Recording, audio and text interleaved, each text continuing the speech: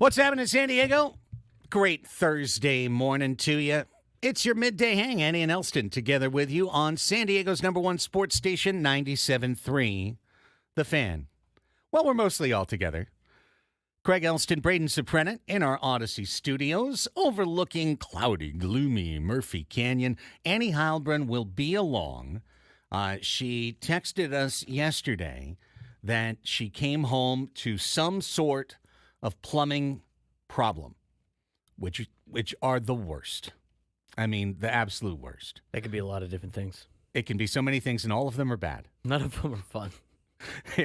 I guess like a clogged shower head might be lower on the list because totem pole of sketchy things that happen in the plumbing that would be world. Semi-okay, but if your tub isn't running, well, you can't take a shower or a bath. If your toilet isn't running, if your sink, whatever it is, she called and the plumber's coming right now.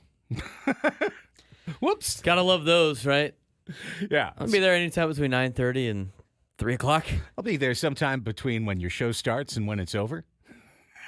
She did give us an update. She said she'll be here by 10:30. 10:30? Which is good, yes. Oh, I didn't even see that. Okay. Outstanding. There it is. 6 minutes ago. Be there by 10:30. Outstanding. We will see Annie very shortly then. Nonetheless, we're here with 4 hours of live local San Diego sports talk radio for you. We've got another fun one planned for the program here today, including coming up a topic that we talked about on the show a couple of days ago. We'll now hear from the reporter that was involved in digging it out. Jennifer Van Grove from the San Diego Union-Tribune will join us at 11:35 today to talk about opportunity lost, opportunity declined for San Diego State to put an arena pretty close to the trolley and right next to Snapdragon Stadium for the grand cost of give us the land. Interesting. We'll find out more about it. We'll maybe find out more about why San Diego State thought it was a bad idea. Coming up with Jennifer Van Grove at 11:35. We've been beginning kind of a season in review for the San Diego Padres. It remains, I must confess, a depressing exercise. Having the game, I was at Wave last night, having the Dodger-Mets game on the laptop, watching Luis Severino. Did you see the way he annihilated his team? No. Get this.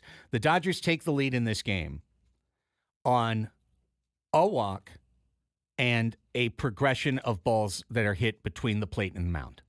Oh my God! And that's literally it. Max Muncy walks.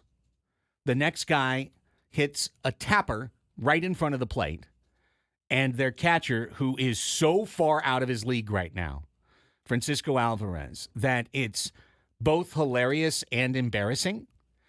He has the look of a puppy dog eye. In terms of like, what to do? God. I'm everywhere. So he sees the ball in front of him, goes, squirrel, sees the ball. I'm going to throw to second. Max Muncy was 3/4 of the way to second base when he threw. Shockingly, he was safe. Up next, comebacker. Severino kicks it. Double play ball. Straight up double play ball. Right to his glove. Kicks it. Now the bags are full instead of a double play. Guess what the next one was? Comebacker. Right to Severino. He kicks it. Oh, my God. Just Mets. You can't spell melts without Mets. Taking one out of the book of the Cleveland Guardians the night before. I mean, let's make it as easy as possible for the Yankees and the Dodgers to be in the World Series, just like everybody wants. Yeah, it was embarrassing, and it gave L.A. the lead, and then the Mets loaded the bases, and Buehler pitched out of it, struck out Lindor. Oh, Buehler loads the bases with one out, and who comes up? Francisco Alvarez. It's your boy. And I'm standing next to my actual boy, Amor Villa, who I do the PA with for Wave, our Spanish language announcer, and we had been watching the previous half inning and laughing at this guy. And I look at Alvarez, I go, calmate, settle down, buddy. Nice and easy. I literally say, nice and easy. Pitch one, Buehler throws a fastball. Dude overswings so hard, he throws his bat. halfway up Oh my God. the netting. Halfway up the netting. They played the clip on Ben and Woods this morning. Joe Davis cracked himself up. Because he knew, and it was that bad. And of course, he struck out. And then Lindor struck out on a really good at bat from Buehler. And that was kind of it. Dodgers tacked on. It was very much like Game 4 of the NLDS, where you look at it after the fact and you say it was an inevitability, but there were plenty of chances along the way that just disappeared because the other team kept melting down. So, yeah, that was. It's not fun. It's not fun from a Padres standpoint watching the games right now because the Dodgers look like they're headed to the World Series. They really do. You win Game 3. You win Game 3 on the road. You're in great shape. And that would have been us. And that's the only thing I can think about is that there's one team that could have taken them out, and it's us. And we had it. It's right there. Had it. Home game against a bullpen day. Couldn't take care of business. So with that, there was more sports misery last night. We have more.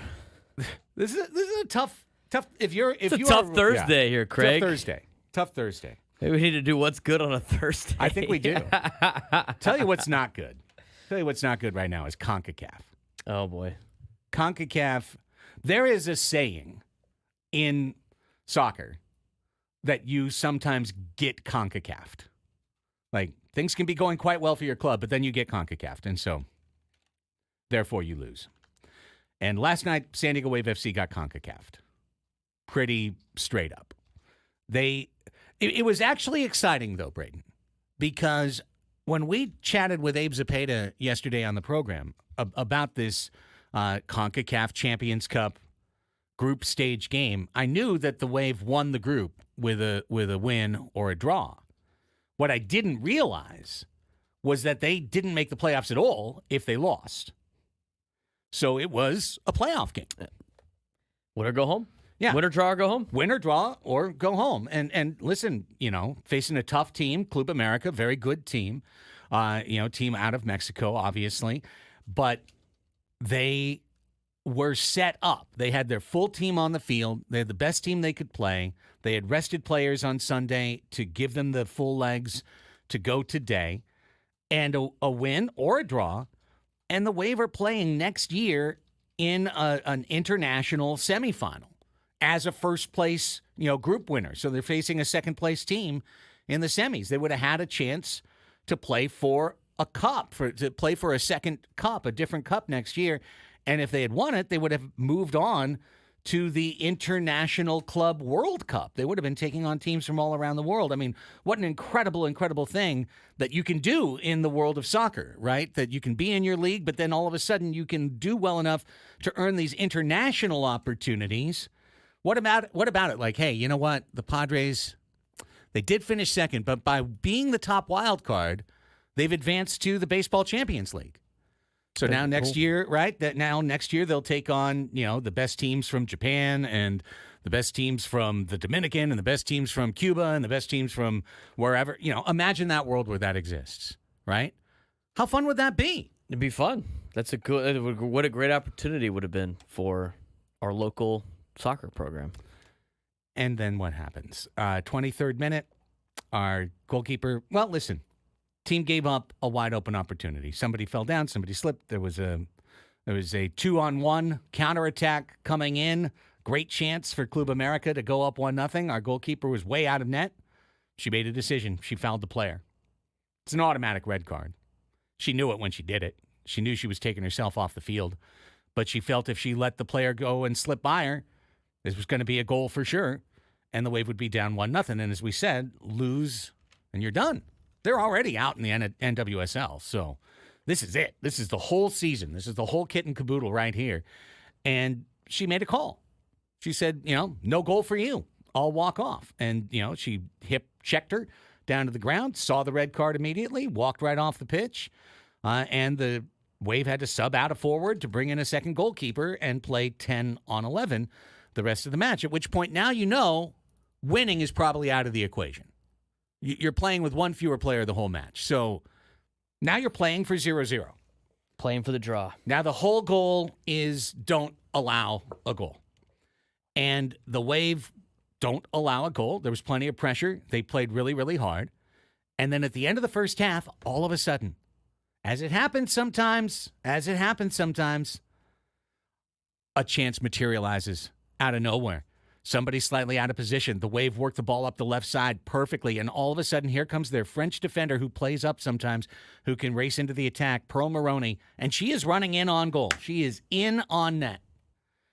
And a Club America defender from behind comes up, and as she takes a touch to enter the scoring area, the penalty area, clips her in the back of the leg, takes her out. Clear red card, 10 on 10. Except the ref misses it.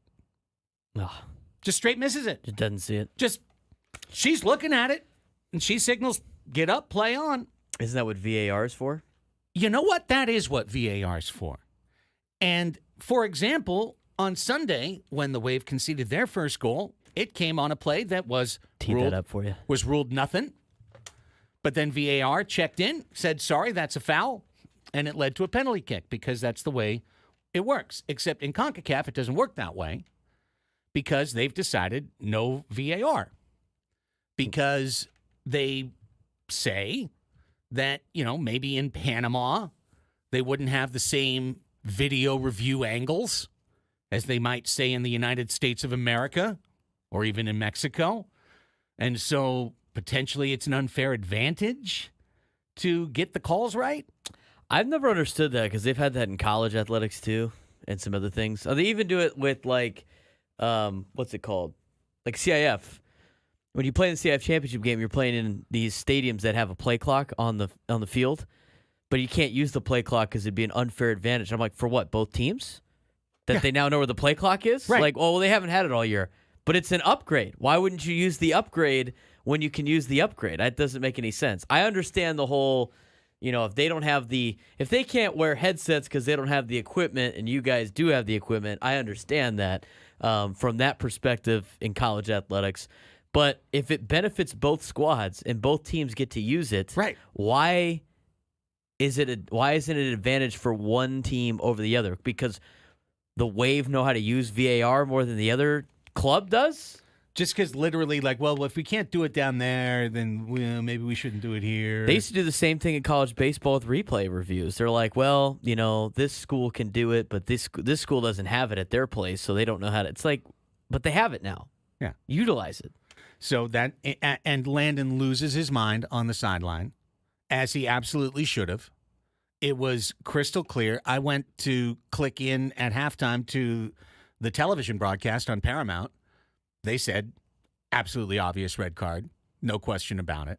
So it's not even a controversial situation in terms of here's the homer saying it should have been a red. Sour grapes or something. Yeah, no, it was an absolutely clear red, which then evens the match 10v10, opens up the possibility to win again, and is the fair and just thing to happen. Instead, that doesn't happen. And the Wave go into the second half 0-0. And then, surely enough, a play around the net, a pretty soft chance on the net, and the young woman who stepped in for our all-world starting goalkeeper spilled the ball. It happens. Sometimes you don't get a clean touch on the ball and grab it. She spilled the ball. It fell to her right. There was a player for Club America for the slam dunk. Tap it in from a foot away. And what minute was this? 57th minute. Okay. So, and then the Wave have a half hour to try and come back, a player short with Club America packed in, trying to defend, and they hit the crossbar. But they should both be playing with 10 on 10. But they should both be playing with 10. And Club America takes advantage, wins 1-0, and the Wave go from winning the group, first place, clinch your spot in the Champions Cup semifinals next year. Going into next season, no matter what, you're playing for 2 cups. And all down the drain. All down the drain. Literally, so many things could have written on this. Landon staying as coach of the team. Led them to a potential championship opportunity. Hopefully, the Wave think they've gotten good stuff from Landon, but now I think you have to at least look at it and go, okay, he came in, they didn't make the playoffs, they didn't win the group. I I think he changed their style in a very positive way. I think he increased their ability to score. I think they're playing a lot more entertaining soccer than they did at the beginning or certainly the middle part of the year. But is that enough? So, but if they win, even if they draw, I think it's a fait accompli that he goes through, the team goes through so many positives. Now, what changes do you make to the club in the offseason? The season goes from being like, okay, it was a bad year on the field, but Morgan retired. You won the Challenge Cup at the beginning. You won your group in Champions Cup. It's really not a bad year. This was a bad year. It was a bad year, period. It's just a bad year. So I walked out last night. I had to just put it on Instagram. I'm just like, this week, man. This week for San Diego sports. This month. Yeah, look, we beat the Braves this month. So I'm not going to forget that, right? We won a series.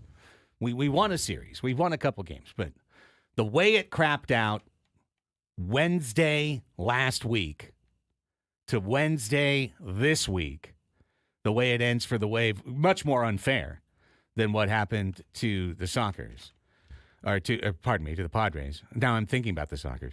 Wasn't that a controversial ending too? Yeah, tough week to be a San Diego sports fan. And listen, I don't buy the curse. I'm sorry. I don't buy the curse. I don't buy it. But maybe this week, maybe a little more than I did. But I don't buy it. Ben the Doomer. I've seen Ben the Doomer on Twitter. He's here I am being sad. So he's materialized like a bad penny turning up. The San Diego sports curse applies to all sports in San Diego, including women's soccer. It's undefeated in 50-plus years. At least there's unique ways to lose. Well, the San Diego Sockers have won 16 championships. I've got 6 rings myself. Jimmy Johnson won 7 titles. He's not affected by the curse. Apparently not. Maybe it's only teams, not individuals. I mean, I think if you make the Final Four, that counts as a championship. Chase Buttinger made the Olympics. I mean, that's pretty good. That's right. That's Some of the best athletes. He's got a lot of Heisman Trophy winners out of this town. Tom Schaar lives here. He won a silver medal. We talked to him last week. That's right. Why not gold? Unique and unexplainable ways to only get silver. How, and listen, this is our lot. I'm working in San Diego Sports Talk Radio. So these are the days of my lives, when the Padres lose, it does affect me. When the Wave craps out, it is disappointing. When the Sockers don't win the title, it is a bummer, et cetera, et cetera, et cetera. But I will always maintain and believe that good teams that play well, that are well run, that are well funded, that have great players on them, can win it all, and absolutely can win it all. And for every generation of cranky grandpa that lived in New England and told their son, you can't win, there's a sports curse around here. What can I tell you? Every time I park the car, there's a curse, and our teams, they can't win. It's just an unfortunate thing. And then that guy probably died in 2002 right as Tom Brady was tucking the ball. At the top. You know, tuck rule. Right as Tom Brady was in the midst of the tuck, that guy probably croaked. And 2 years later, Boston couldn't stop winning championships, one after another, after another, after another, after another.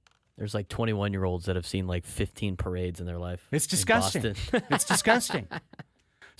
By the way, San Francisco fans used to be the same way, because the Giants never won a title in the history of their existence in San Francisco. They didn't win one. And then they had 2002 and Dusty taking the ball from Russ Ortiz in Game 6 and giving it to him as a prize, and the comeback from 6-0 down at Angel Stadium, and they thought they'd never win. And I'm telling you, there were people in San Francisco going, here, enjoy the bread bowl. By the way, we're never going to win. We're cursed. It's impossible. 2016 Cubs. And then the 2010, 2012, and 2014 seasons happened. And all of a sudden, there's a new set of, as you said, 16-year-old Giant fans that won 3 titles in their childhood. And now they believe that they have a blessed team that is supposed to win all the time. So I don't believe in curses. I don't believe in sports curses. I do not. I believe in well-run organizations that have good players that do the right thing, getting to the end and winning. And I also even more firmly believe to my core that sports involves randomness, that winning playoffs is difficult, and that nothing's promised to anyone. This was drilled into me once by a smart man named Stan Suderman when I told him I was due because I had missed basically a 50% chance in a game like 7 times in a row. And he said, actually, statistically, you have the same chance every single time, son. Like, you could miss it 700 times in a row, and it's still 50-50 the next time. So you shouldn't think that way because it's failed thinking. And it's true. Nothing's promised to anyone. No championships promised to anyone. And no cup berth was promised to the Wave last night. Super big time bummer. Annie is on her way. She's just a few minutes away. When we come back, we'll touch on a doubleheader in playoff baseball. And then when Annie arrives, we'll talk a little bit about a great situation for the Aztecs that actually could turn into a problem for the Aztecs. Nice player you have there. Be a shame if you lost him. Nice local player you have there. Nice player you have there. It'd be a real shame if we paid him more to take him off your team, huh? But that's what's happening. That's college football these days. We'll be back to talk about it all as we continue through the first hour of Annie and Elsten, live on San Diego's #1 sports station, 97.3 The Fan.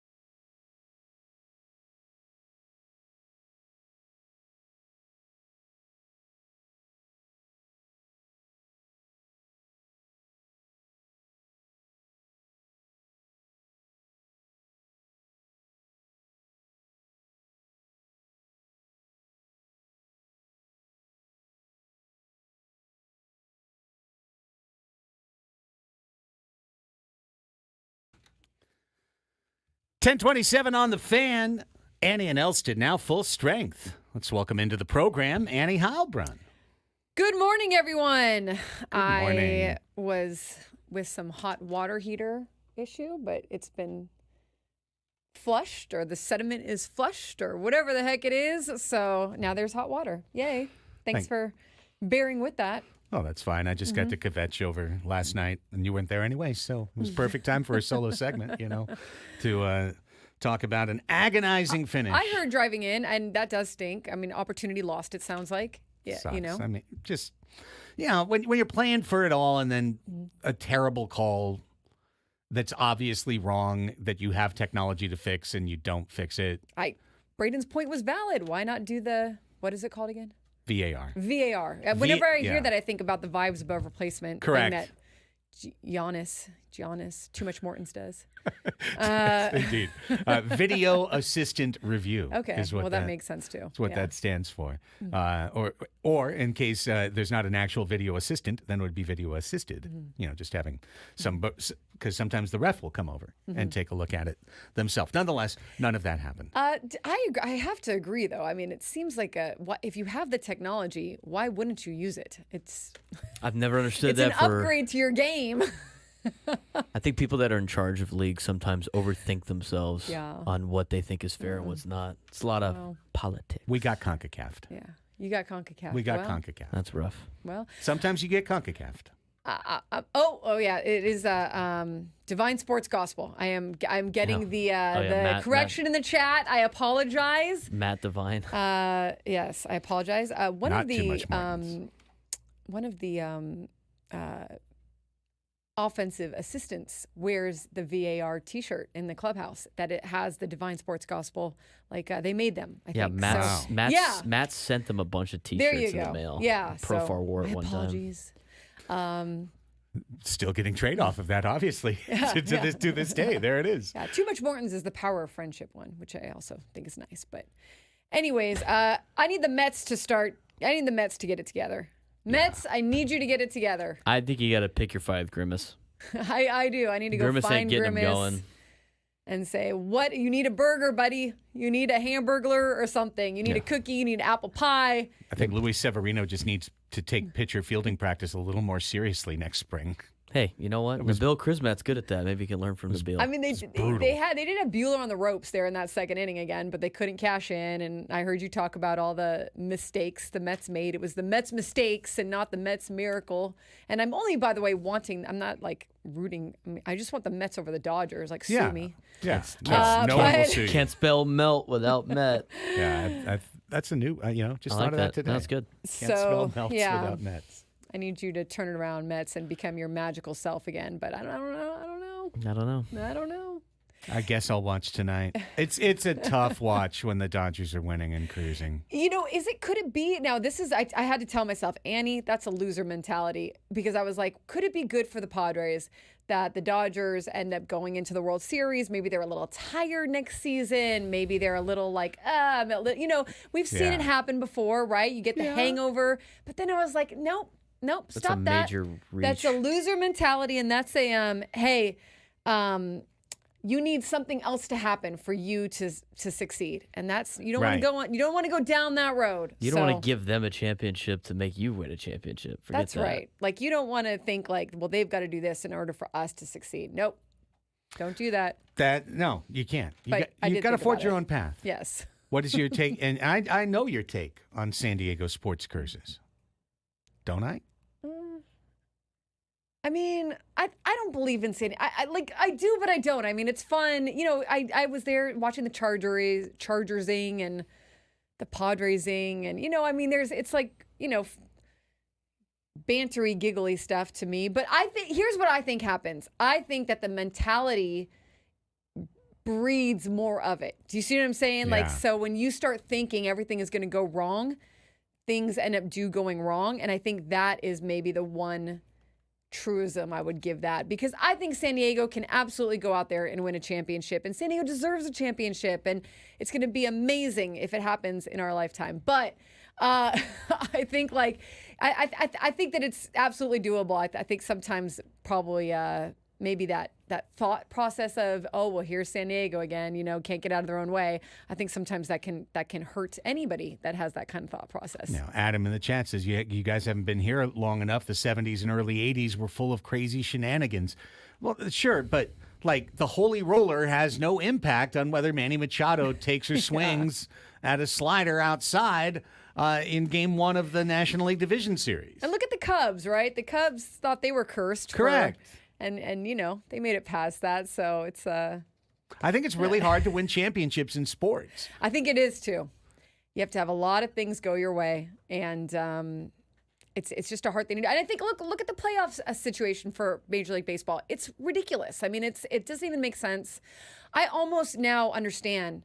I do understand why back in the day you would just take the best teams, the top best teams of the regular season, and put them against each other and say, now go forward and win the championship, because that actually does make sense. Like, you would almost want to do that and have like I guess best of 7, maybe best of 10 or something. I don't know, but the way that the format is now, it's exciting because it allows for a team that barely squeaks in to go ahead and go the whole way.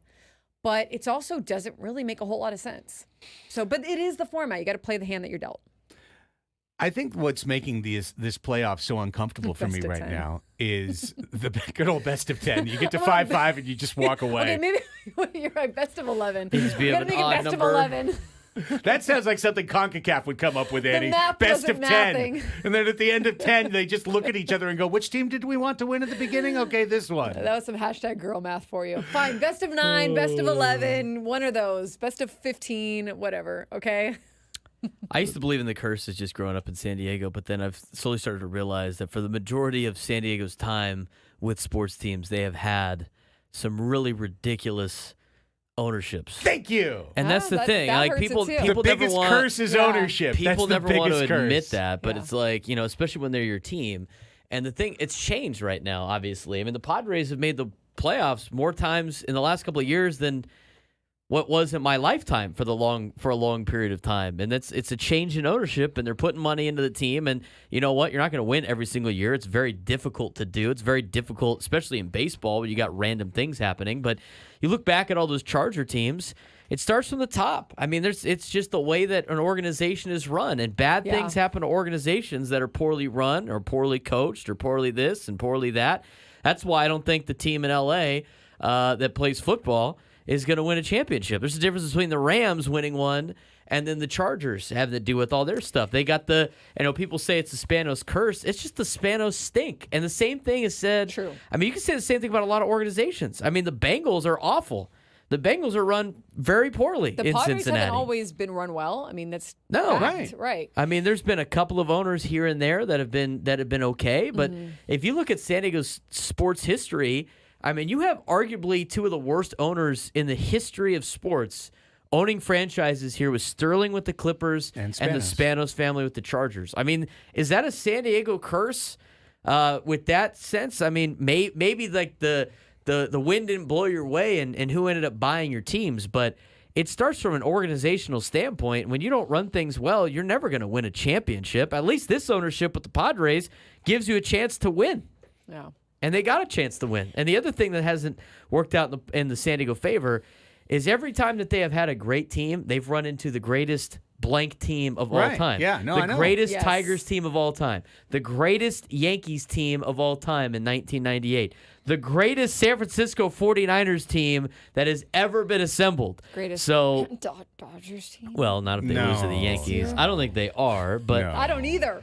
That's what's frustrating about right now. But I no, don't- but thank yeah. you. Thank you. That's why, because see, you had to stop that list because in 2006, the Chargers did not face the greatest Patriots team. No. They faced a super mediocre Patriots team, and they lost at home. And this year, we didn't face the greatest Dodgers team. We faced like the 7th greatest Dodgers team that we've seen in the last 8 years. Who suddenly can pitch. Either that or the Mets can't hit. I don't know, but suddenly the pitching is that this is a Dodgers team that was supposed to have to out-hit their way into the World Series. And really, I mean, yeah, they're hitting because, but it's their pitching right now that is, I don't know, doing whatever it needs to do, I guess. Yeah. Doing enough. just an odd number So of games. I always thought too, and I've gotten schooled on this by players and former players, so I will retract my actual argument. But that there is something to San Diego being a place where if you kind of get paid the big contract or you're on your last leg, I feel like it is a city that can sometimes feel like, hey, I'm gonna relax a little here, right? Sure. However, and this was only like back in the day with Chargers, being around organization people who would be like, man, this guy really stopped working after he got the big money and et cetera, et cetera. But then I get reminded constantly, and if there's any players or former players listening, I think they would agree. It's so dependent on player to player. And I think that's anywhere, right? Like if you get paid the big contract in Cleveland or in, wherever, in Kansas City or whatever, like it depends on your makeup. Not every guy is going to work hard. And with or without the big contract, not every guy is going to have that same work ethic. And so, or girl, right, in whatever sport you're playing. So I think it just depends on person to person. But for a while, I did ponder that. Hey, is this just kind of like a San Diego thing where it's just easy to relax here? But I don't think it is that as much as I just think it's dependent on ownership, good teams, player to player, all that good stuff. Yeah. I mean, we're mostly talking about baseball here because we're talking about all of San Diego sports, and we started with the Wave, and now, Chargers are kind of drifting in to the edge of the conversation. Those are separate topics. Baseball's playoff is so short and so random that there's never a guarantee that the best team is going to win or that a great team is going to win. The Oakland Athletics had the best team in the league at the turn of the century, like 4 years in a row, and they never made it anywhere. They didn't even make it to the World Series because they would get bounced out in a dramatic game, a fifth game, a seventh game, whatever it is, they would get knocked out along the way. Does that mean that they were cursed? No, it means that they ran into the Yankees at the wrong time, just like teams run, we ran into a hot Dodgers staff at the exact wrong time, and it wasn't our year this year. And that can continue for a very long time. But if you have great ownership, if you have commitment to winning, which is what we have here in San Diego now, then you're going to get more opportunities. And the more opportunities you get, the more the chance is that this year the wheel may hit your spot. There's never a guarantee that just because it's hit all the other spots that it's going to hit your spot on the wheel. But maybe this is the time that the spin comes up your way. Yeah. And the more times you get to spin, the more you get to find out. Absolutely. And you're giving yourself a chance. And that's really all you can do. Baseball's so hard because you can get into a cold spell at any point as a hitter. And if it's coming in the playoffs or it's coming, throughout a lineup, or it's one of those contagious things, right? Sometimes that it's just bad timing. It can literally be bad timing in a playoff situation versus like football, where it's really more strategy and mentality and how are you playing and, what's going to be your approach against as a team, as a unit, So, yeah. And I think, when you have a commitment to winning that is bigger than maybe commitment to ego inside the building, which can also kind of take you down, that can be a fine line. So, but hopefully the Padres are in a position where they are able to give themselves chances. And I would think so, like that they're in a pretty good position where they're going to at least be able to give themselves a chance every year for a while now. When we come back, San Diego State has a great player on their team, which is great news, but it's also an issue because maybe he won't be on the team because he's playing too well.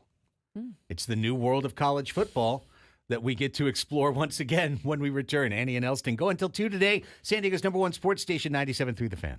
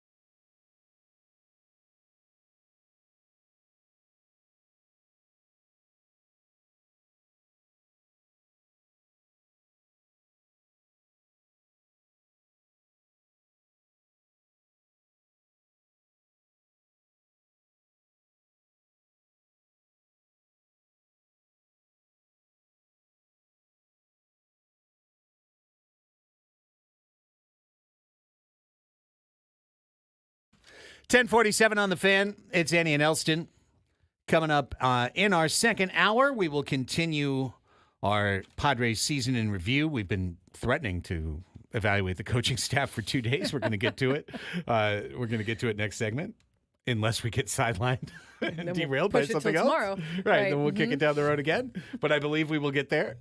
Jennifer Van Grove is joining us at 11:35 to talk about what didn't happen at the arena. And by the way, a little bit of a tease. We chatted about it amongst ourselves during the break. But tomorrow on the program at 11 a.m., Ben Clemens will join us. He is a Fangraphs writer who wrote the piece that everyone's talked about on the station for the last 2 days called The Myth of Luis Ariz. We will talk to the man himself and get into it tomorrow at 11. Another segment we've been threatening to do for you. I've been thinking about Luis Ariz. A lot? A lot. And as I was thinking last night, and I'm about to sidetrack this, my thought was like, okay, the Padres don't really want to do a $13 to $15 to $17 million contract for 1 year for Luis Ariz. So is what's in the works, if they're thinking like we would like to keep Luis Ariz, more of a multi-year, but maybe a little lower, but because Luis Ariz doesn't want to get traded again, and he likes San Diego, and he's tired of being traded. Would he accept? And it would also depend on like what is his agent telling him, like what is your value, what could you get? And what can the Padres afford, obviously? But like, would it be like more of like a 3-year extension for him at maybe a more reasonable per year, possibly, versus we're going to pay a lot, which I don't think the Padres want to do for one final year because I think it's just going to be hard for them financially, right? Yeah, but yeah. I don't know. That's dependent on a lot of things.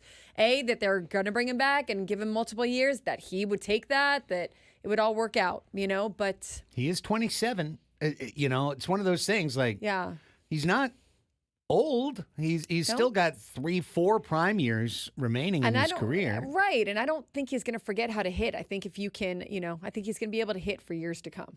I would think so as well. I would think so as well.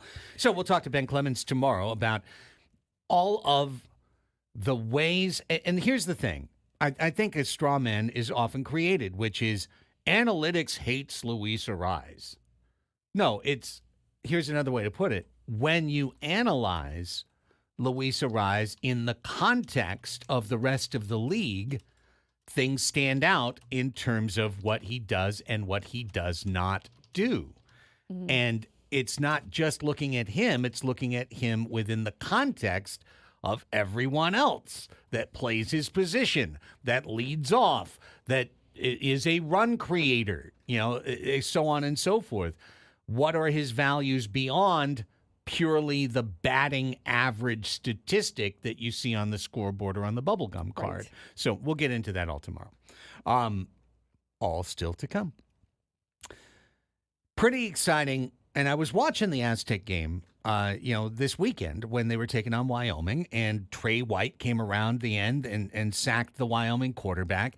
And then the color analyst on the broadcast said, leading the league, leading the NCAA in sacks. I'm like, what? I mean, that seems like a big deal. A very good deal. Right? Very impressive. That's a big deal. Down on the Mesa. Somebody on our San Diego State football team is leading the NCAA in sacks. I mean, we're just, 6 games into the season? Mm-hmm. Guy's got 11 sacks? That's crazy. I mean, the defense for SDSU probably overlooked going into the season because of Aztec Fast. But I didn't know Trey White was, going to be doing this. It's very impressive. Sophomore linebacker, local product, identified by San Diego State, given a scholarship last year, not as impactful, but first year in a program, second year, breaking through. This is, in the old version of it, exactly what college football was all about, right? If you're not the 5-star program, if you're not the biggest program in the universe, you've got to find the kids in your region that have the ability to develop into impact players at the next level that maybe a school on the East Coast isn't recruiting, right. That Penn State isn't going after or Michigan isn't going after. You got to find those guys that you believe can develop into a player like that. And that's who Trey White is. And now Coach Lewis, bless him, we've had him on the show, and, I completely sympathize with his point of view. At his weekly press conference, he was literally asking fans, alums, boosters to donate to the Aztecs NIL because they know they got to pay Trey White or else he gone. Yeah, I love the comments in the chat saying White is a beast. Eastlake product, like you mentioned, his family's here. I'm sure he would want to stay in San Diego. And Kurt Kenny did a nice piece on him in the UT that I took a look at. He's talking about, hey, my main goal is to go to the NFL. I want to go to the NFL if the Aztecs have already shown that they can get players to the NFL. But you got to wonder. You got to wonder, right? I mean, who's going to come calling? What kind of NIL deals will come his way? Would he look to make a better name for himself or a bigger name for himself or a more lucrative name for himself at another school through the transfer portal? Of course he would, right? Well, look at Marcus Ratcliffe. Marcus Ratcliffe last year, freshman, starting safety for San Diego State, started as a freshman at Cathedral Catholic Don that I got to coach. A great kid. Got offered a lot of money, and I don't know if I can disclose how much that he got, but I know how much he got, and I'm telling you right now, San Diego State cannot pay that for a lot of different players. And he got it offered immediately from Texas A&M for an amount of money that is something that San Diego State can't afford to pay their defensive end. So if he's getting that kind of money, right, and other players from across the country are getting that kind of money and don't even start. Marcus starts at A&M, but there's other players that get that kind of money that don't start. I mean, there's going to be a lot of schools in the SEC they're going to offer that kind of money. And he might just be a role guy. But you know what? You know what the SEC does? The SEC definitely gives you a lot of looks at the next level. I mean, you look at all the linemen in the National Football League right now. Most of them come from the SEC. That doesn't mean that they all come from there because they've had some great linemen from a lot of different conferences. But the kid wants to play in the NFL, and he's offered almost NFL league minimum money to go play for another school in a conference that's going to help you get to the NFL. That's the thing. It's going to be very difficult to keep him here in San Diego, regardless of how close he is to home or how much he loves being at home. But will he be able to showcase his skills as much in if he gets 20 sacks, he's going to go to another team and be right in their starting lineup. You're going to want to the use NFL him. finds you very quickly, but it's and a so different do schools animal. If you're doing well, but right? if you play well in the SEC, that's a quick notch. Yeah. For a lot of draft combine guys. You can still make the NFL in these other conferences. It happens all the time. There's a lot of great players out there. But, I think it definitely gives you a little bit of a leg up. Yeah. No, being in I some of agree. those conferences that are power conferences. And you're getting almost league minimum in the NFL already at college level. Yeah. Who's the 8th-year quarterback that's making millions? Oh, Cam Rising? Yeah. 7th year. He's going to be an 8th year next year. Just 8th year. 8th year because he's Rising not to a he's not whole an lot of NFL dough. right. He's not an NFL quarterback, but he's going to make the same kind of money that a guy who was a 6-year backup used to make in the league. Gets to keep living that college life too. You know. Wild. When we come back, hour number 2 of the program, coaching staff and review for the Padres.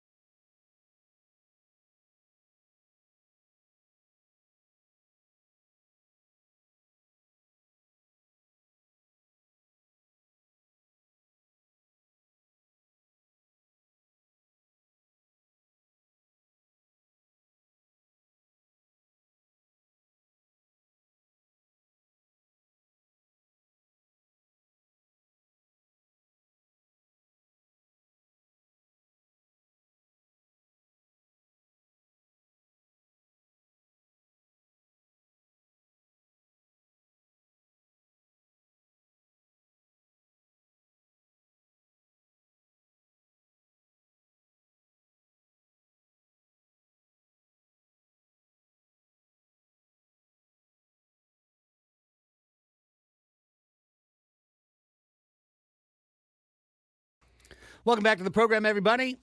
Annie and Elsten, your midday hang. We're back together in our Odyssey studios. Annie Halbrun, Craig Elsten, Braden Suprenant, rolling till 2 o'clock. Gwen and Chris check in at 2. They will go until about 4:50 when the Thursday night football Westwood 1 broadcast gets going. What is this mediocre game that we got today? It's the Broncos and the Saints, and like the biggest draw is like, it's Sean Payton against his former team.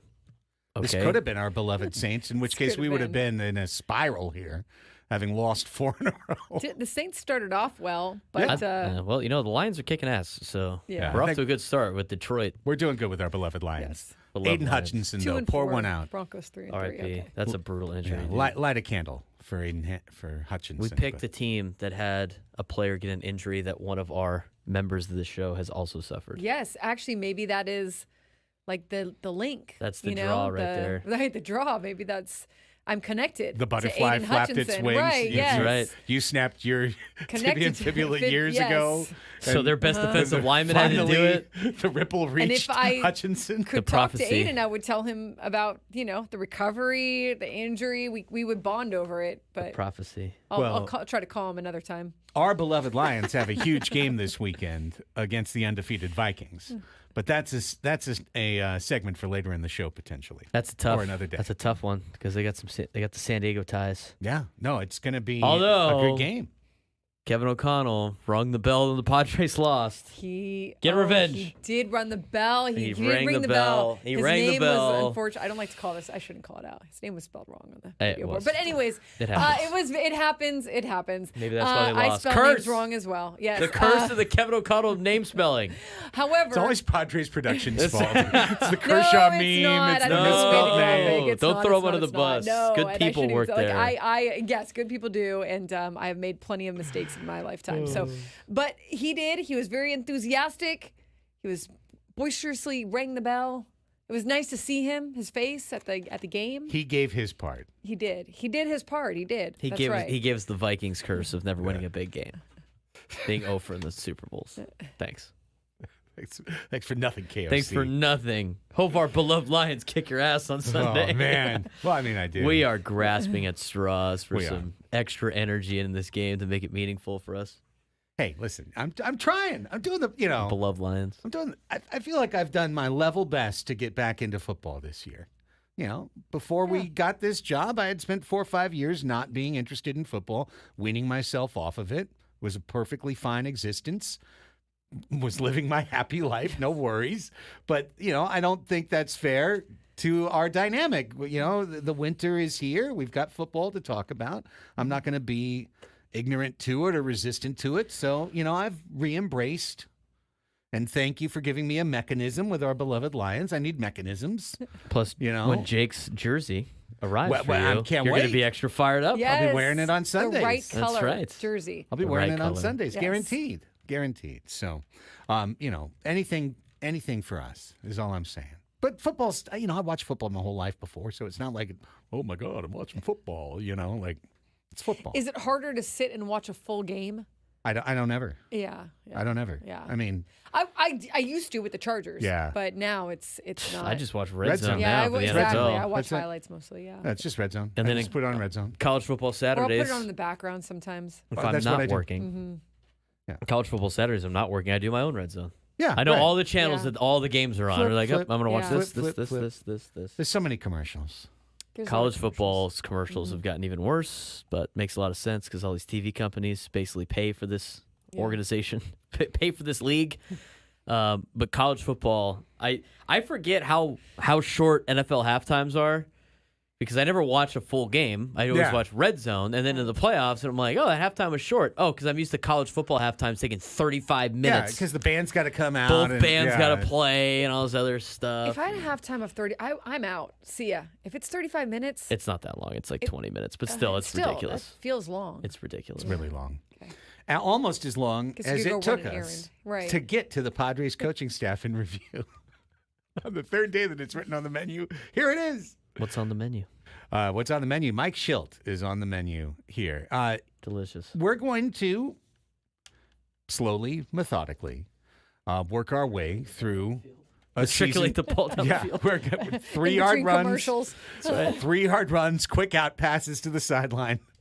We're going to matriculate that ball down the field to review the season that was for the San Diego Padres. And earlier in the week, we evaluated the C-suite. We evaluated what happened with the CEO, what happened with the new ownership, what happened with A.J. Preller. Today, we turn our eyes to the coaching staff. And, of course, that begins with the man that A.J. Preller, I'm not saying went out on a limb, but, Bob Melvin, a very entrenched major league manager, was here on a very pricey contract, and he had made it through 2 seasons, which included 1 trip to the National League Championship Series. But there was strife between the skipper and the GM, and that strife definitely in some way affected last year's team. Who's to say to what level? They are, not us. But it did affect the team. And then at the end of the year, they found their way out of the deal. They figured a way out of the deal for Bob Melvin to leave to go to San Francisco. And that meant A.J. Preller had to pick a manager, 4th manager. GMs usually do not get to pick 4 managers unless they've got a whole bunch of championship trophies up in the cupboard. And he picked Mike Shildt, skipper formerly of St. Louis, who had this really bizarre short career with the Cardinals where he won 90 games, won 91 games, went to the playoffs, won Manager of the Year. Yes. And then was out, just out, and then didn't get another job.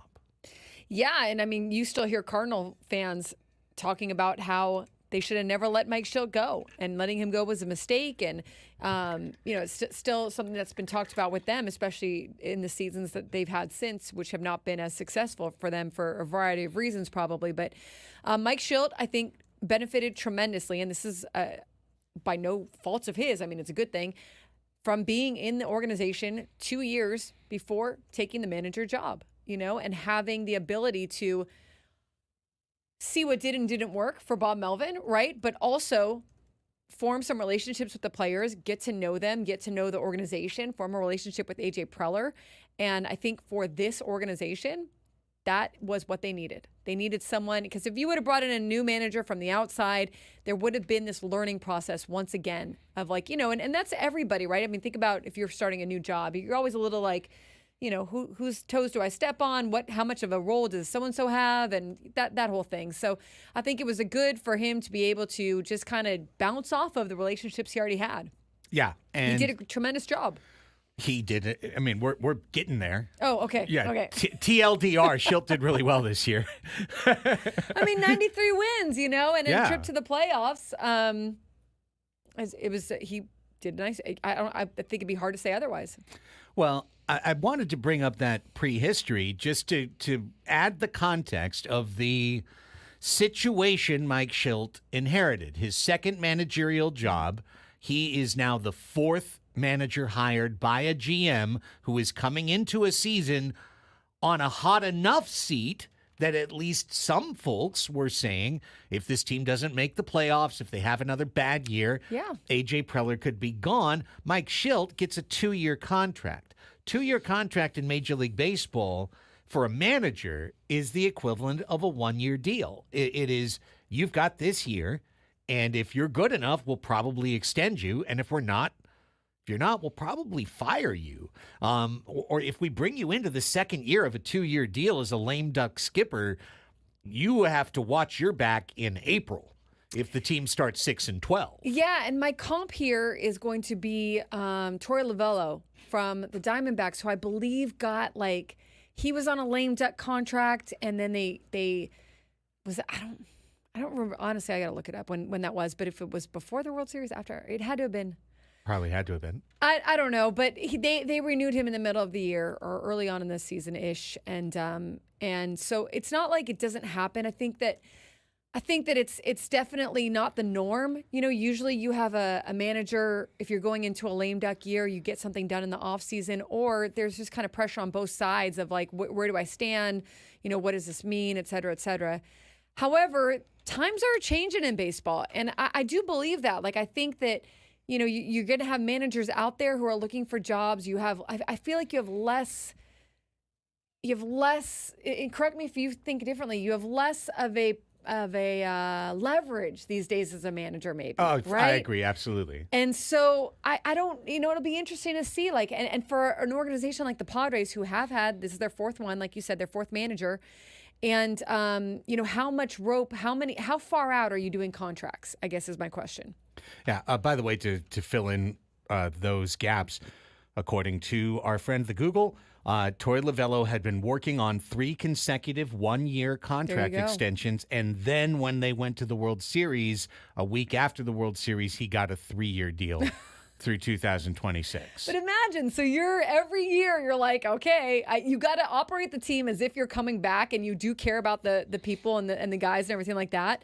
But it's always in the back of your mind, am I going to be here next year? Yeah. Look at what their owner did this offseason with Jordan Montgomery, saying this was the worst mistake I ever made, and he's hoping Jordan Montgomery walks. Jordan, I don't think Jordan should. No. Stand your ground, Jordan. But it's like you just never know. And I look at like Skip Schumacher, who they knew in Marlinsville, they knew that he was going to be done after this year. That story came out this last offseason. Still had a team that played hard for him. Still had a team that was invested because he was invested in those players. But it doesn't always work that way, right? Like if you're a player and you maybe know, hey, this manager might not be here next year, there could be a different dynamic in the clubhouse. I think Mike Shildt did his best work at the very beginning of this season, coming in, and that's why I wanted to make sure all that context was laid out there. Coming into Peoria, Shildt, yes, he had 2 years being in the organization, so he didn't have to introduce himself to Manny Machado or AJ Preller or Fernando or any of the kids in the system as well, right, like a Jackson Merrill. So he had that, but Mike Shildt, if you remember all the way back to the AC biography that he wrote earlier in the year, Mike Shildt has never played the game. Correct. He has never been a baseball player. He has always been around baseball, but not one of them guys. He might be the only manager that absolutely right now managing that has not played. Right. Yeah. So that gives him a different dynamic with Major League superstars and Major League regulars and veteran players than other guys, than a Torey Lovello, who was in big league baseball, or a Tito Francona, or just go down Skip the Schumacher, Dave Roberts, Bob Melvin, Dave Roberts, right? Yeah, go down the list of all the guys who could say, "Well, I remember when I did this, and this same thing happened to me, and the manager had to bring me in to bench me, and Shildt doesn't have that, so he has to create his culture, starting from behind in a way, compared to where other guys do. When Bruce Bochy walks into Texas, yes, he's got his culture on snap, right? Yeah, there's a cachet there. There's probably a respect for someone who's been in the trenches. 100%. For Mike Shildt, he's got to earn that. And he earned it. Not only did he earn it, he set a tone in spring training that resonated. The first day, Xander Bogaerts was asked to change positions. That's a bold move. That's something that, yes, obviously AJ wanted it to happen too. Yes, obviously they're working in tandem there. Mike didn't just wake up that morning and go, I'm switching Xander to second base. But you've got to now handle that as a skipper. You've got to handle a dude who's got 10 years on his contract left in San Diego. You've got 1 year.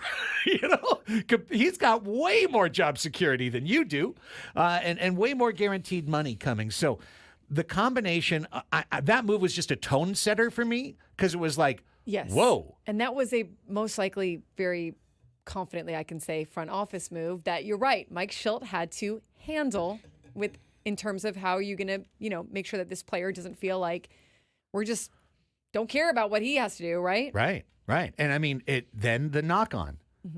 Jackson Merrill in center field.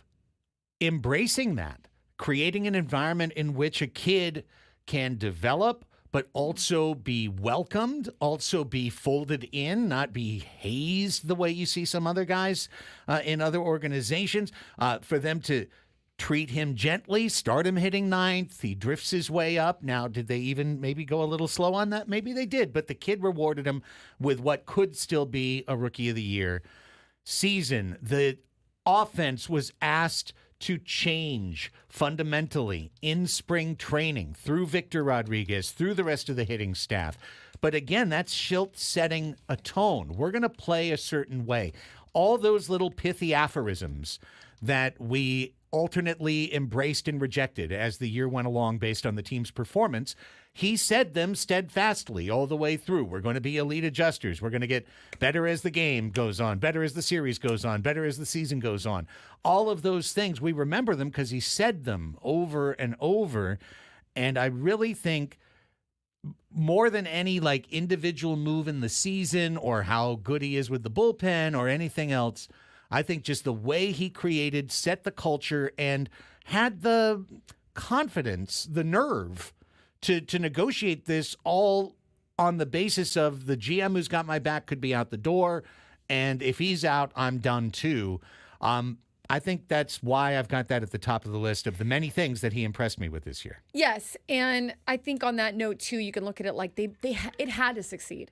It had to succeed for both of them, right? It had to succeed for Mike, and it had to succeed for AJ, and perhaps there was a corner turn because of that when you know that your back is up against a wall in all areas, right?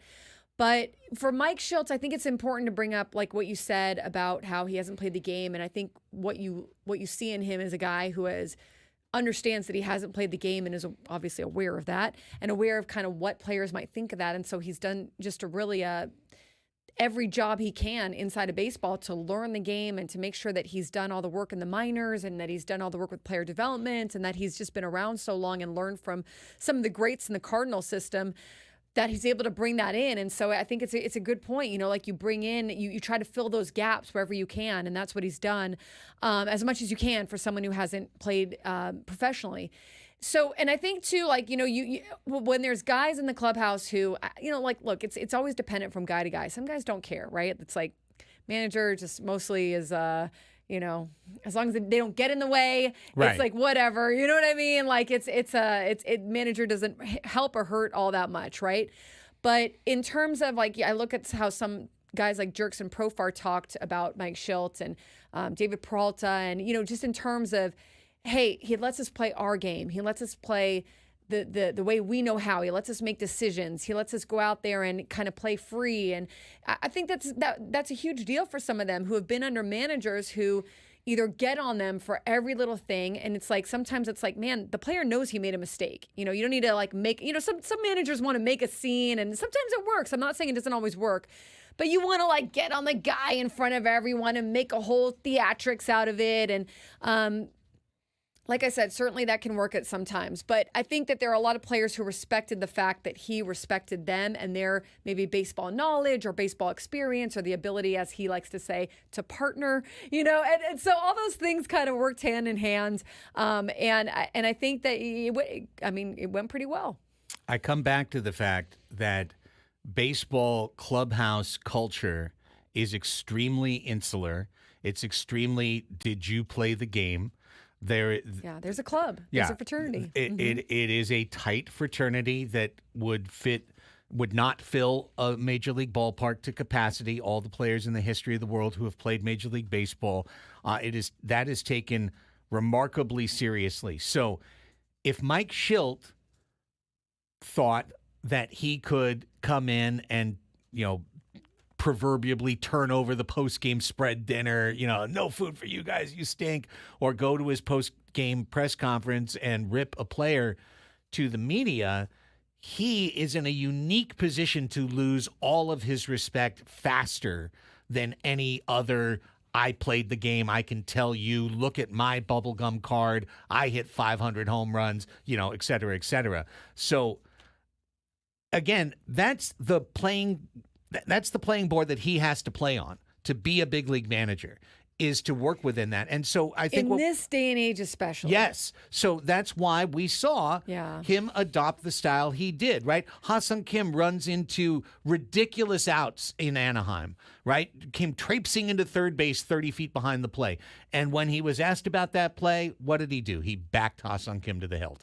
Because we give our players the opportunity to make aggressive plays, and we like aggression, right? And so on and so forth. I will say, look, I hear Dave Roberts, or I hear who is the Mets Carlos Mendoza. Yeah. I hear them. They do. I hear other managers call out players. Hey, he didn't get the bunt down, or he didn't do this, or not maybe to the point that the Angels that Ron Washington did this year, but in terms of like, hey, we did need a little bit more from him. We were hoping he could give us another inning. Blah blah blah. Whatever. I don't think it's necessarily bad to do that, right? Like if you do it in the right way or a fair way, or you've established that culture where guys, maybe there will be an accountability that, like, I don't want to say that kind of managing is necessarily bad, but for whatever reason, this was the lane that he felt would be best, or that he's always been. I think this is how Mike Shildt has always been. He's always been a very positive guy, and so you're not going to try to change yourself. But I think it's so dependent sometimes, right, on like the clubhouse you have and the environment you have and the guys in there. Yeah, but to me, it's all of a piece. If you're trying to create a culture of togetherness, a culture of communal preparedness, right? That's another big part of his thing is ball talk. We can walk up at a random point and go, okay, here's the situation. It's the fourth inning. It's 2-1. There's runners at second and third, et cetera, right?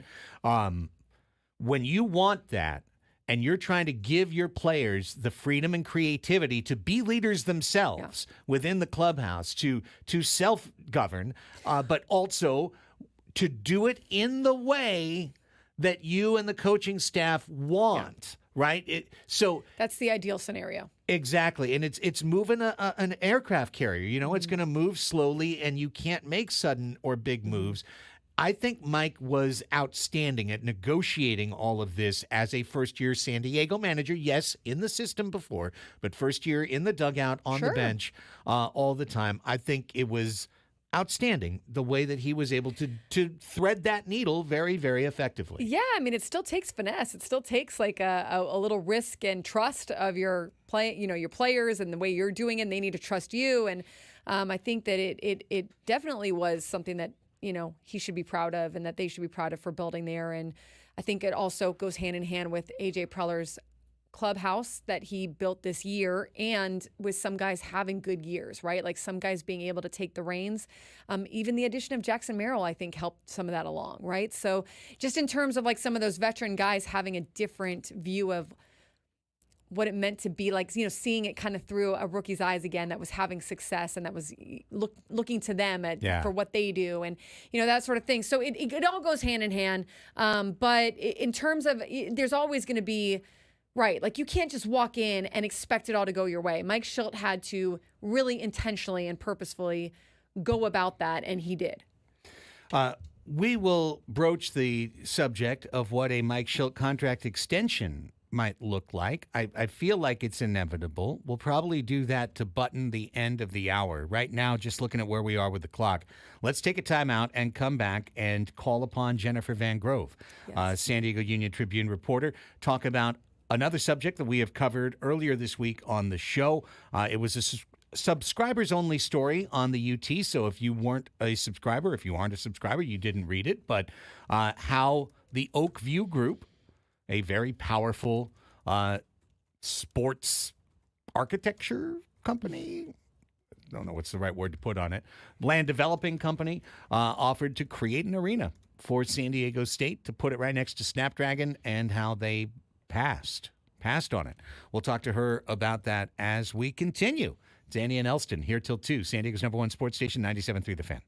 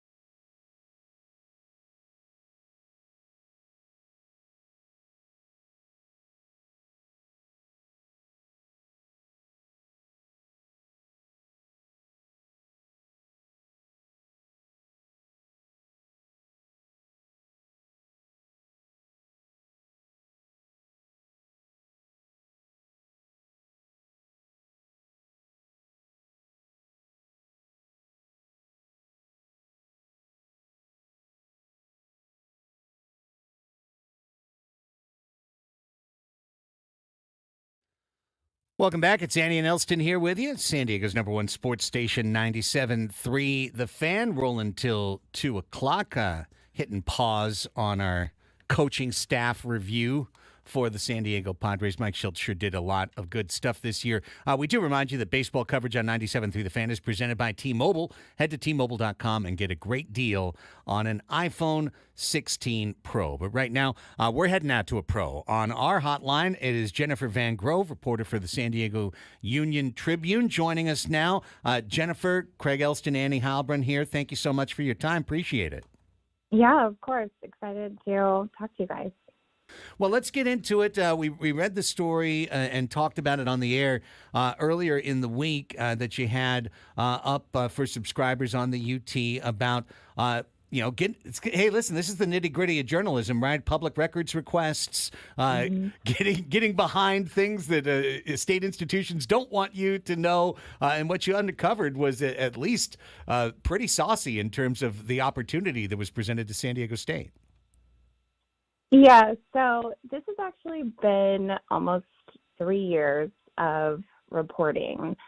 And so I learned that Oakview Group was involved in this idea to put an arena at the San Diego State Mission Valley campus way back in, I want to say, December 2021, maybe right early 2022.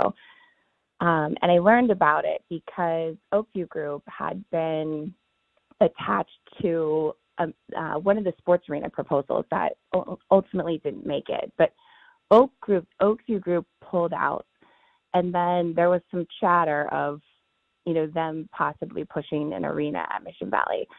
And so I initially did a story because I was able to kind of get the details of that back in February 2022. But I knew, despite Jack McGrory, who is very close to the university, he's a trustee, and then he's also kind of a really important power broker here in town. I knew when he said that it was dead, I knew it wasn't dead. And so I kind of went on a mission for several months, in fact, to actually figure out what happened. Is this dead? Is this not dead? And I never got the answers I wanted. In fact, I even went in 2022, I think in October, to Oakview Group's Venues Now conference because I was hoping to maybe, corner some people, either Crystal Conte, athletic director at the University of Texas, or even Tim Blagowicki, who runs Oakview Group. And I did get some information out of that conference, but still I wasn't getting the direction I needed necessarily to do another story.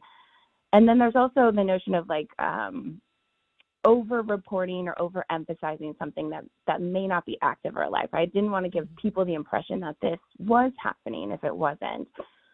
And I do have to give credit to Art Castaneras, who's the publisher of La Prensa. He ended up writing a story, I don't remember the timing of it, but it wasn't that long ago, about a trip that a bunch of university people, as well as the university kind of boosters, affiliates, the friends of, took out to Austin, which did advance the story. And then he ended up suing the university because he didn't think that he was getting the records that they had on some of these conversations. And so from his lawsuit, I was like, you know what, I need to kind of go back. And so I made a couple records requests, and I got the document that I published on Monday. Jen, first of all, thanks for being on with us. It's an honor to have you on. You do a terrific job for the Union Tribune in 3 years of reporting and having to deal with the red tape that goes along with some of any kind of record request is no joke. But so when I was reading it, and the thought I think sometimes from people over at SDSU is, hey, they have the idea for the innovation district, right? And that is going to be something that the public voted on when they decided to build Snapdragon Stadium and buy that land.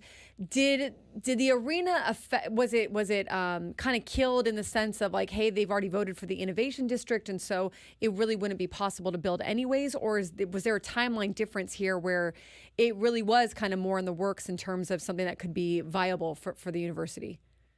So I think that's been a question mark, right? I think that, and there's two, I have to be very clear. I want people to understand there's two sides of this. So there's university leadership, which starts and ends with Adela, who's the president of the university, and ultimately what she says goes. And then there's this whole host of other partners, affiliates, boosters, donors, and they're the ones that have been the driving force behind the arena conversation.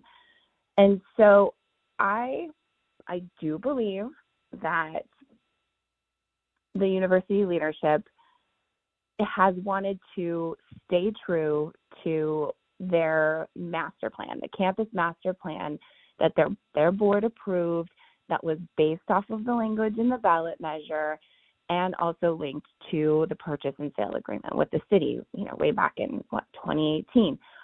So I do believe that's true. The trip, though, in May of 2022, which included Adela, which included J.D. Wicker, who's the athletic director for SDSU, and included a couple of their folks from the university, I think suggests that they did want to at least look at the viability and how deep university people got into that viability discussion. I'm not quite sure. I do know that this other group of people, right, so the boosters, the affiliates, the friends of, I do know that they have been more, they have taken more of a look. They've done, I think there was some early due diligence, and then there's been some additional work that I'm still kind of trying to report out. So there's two camps, and I think the question of viability is one that was definitely happening in the mid to latter half of 2022 and maybe into 2023. We're talking with Jennifer Van Grove from the San Diego Union Tribune. Her piece, which you can find on the UT website, subscriber only under the business section. Document proposing a $425 million arena at SDSU Mission Valley sheds new light on old idea. The headline. We always write the headline, which you didn't write, probably, Jennifer. Should talk. I actually did write that. You wrote that one. Okay, good. I did. So sometimes you don't. Sometimes you don't get to. Oakview Group, giant development group, JMI, huge in town. Is there a conflict between these two in terms of ideas for arena? Is there a little bit of a turf war in this at all?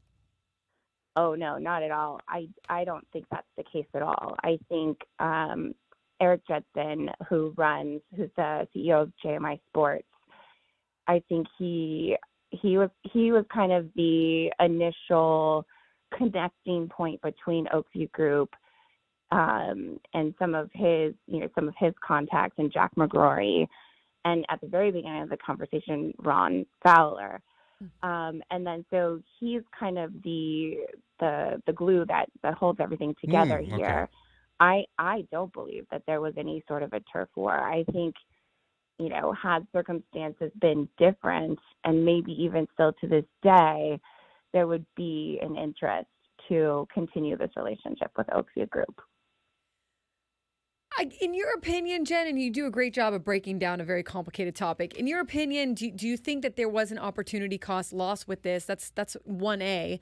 But 1B is like, what the heck is going on with the sports arena site and the Kroenke and I think the last I read was something about how some other development was going to be there and then now it's not, or I can't even remember if that was like housing or something like that. But is there any chance that an arena would be built now at SDSU, or is that like kind of completely dead and it's whatever happens will happen at the Midway District if something happens? Okay, so this is a very nuanced and complicated conversation because on the surface, at the highest level, the arena conversation at Mission Valley is dead from the perspective of Adela De La Torre, right? She's president. She doesn't want this happening. I have Gina Jacobs on the record in my story. Gina Jacobs runs the development over at Mission Valley for the university, saying that they've been adamant that they don't want an arena. They have an arena. They want to stick to their plan, right? So she's kind of the head of this whole thing. And if she doesn't want to change her mind, there's not a whole lot that anyone can do, except for, I think, force the conversation out into the public a little bit more. And there are people who want that to happen. But I think everybody recognizes, right? There's this sort of broader picture, and it's the arena picture over in the Midway District, where an arena doesn't necessarily make sense at all in Mission Valley if there's an arena that's already in the works for the Midway District. And so some of these conversations become a little bit more based in reality if something were to blow up the Midway Rising proposal. I don't think that's where we're at, right? So that proposal is, they're still in what's called an E&A, so it's just a negotiating contract. They have a whole another year under that contract to get to what is the development deal that the city council, the San Diego City Council, will eventually vote on. We haven't seen, and before the city council even considers that, before there's a development deal, there's the environmental impact report, which is what I'm waiting on to next look at.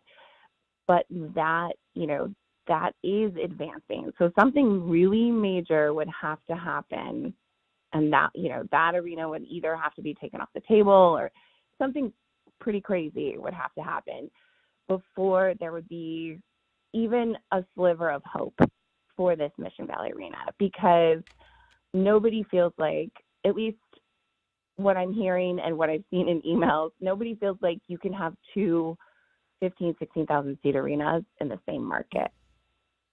Yeah, that makes perfect sense. It just seems like, obviously there was the first plan, this as Annie was saying, the first plan, the second plan, then is there enough low income housing that's being developed on the area? It for the people who are tenants of the sports arena, I know that it is a tenuous situation waiting for an old building that is never going to be renovated or improved to either be raised or for them to for somebody to make a decision on this thing coming along the line. But really, if the city's behind, I think that's what I'm hearing from you, right, Jennifer? If the city's behind Midway, and that's where their attention is, that's where it stays until and unless things fail, right?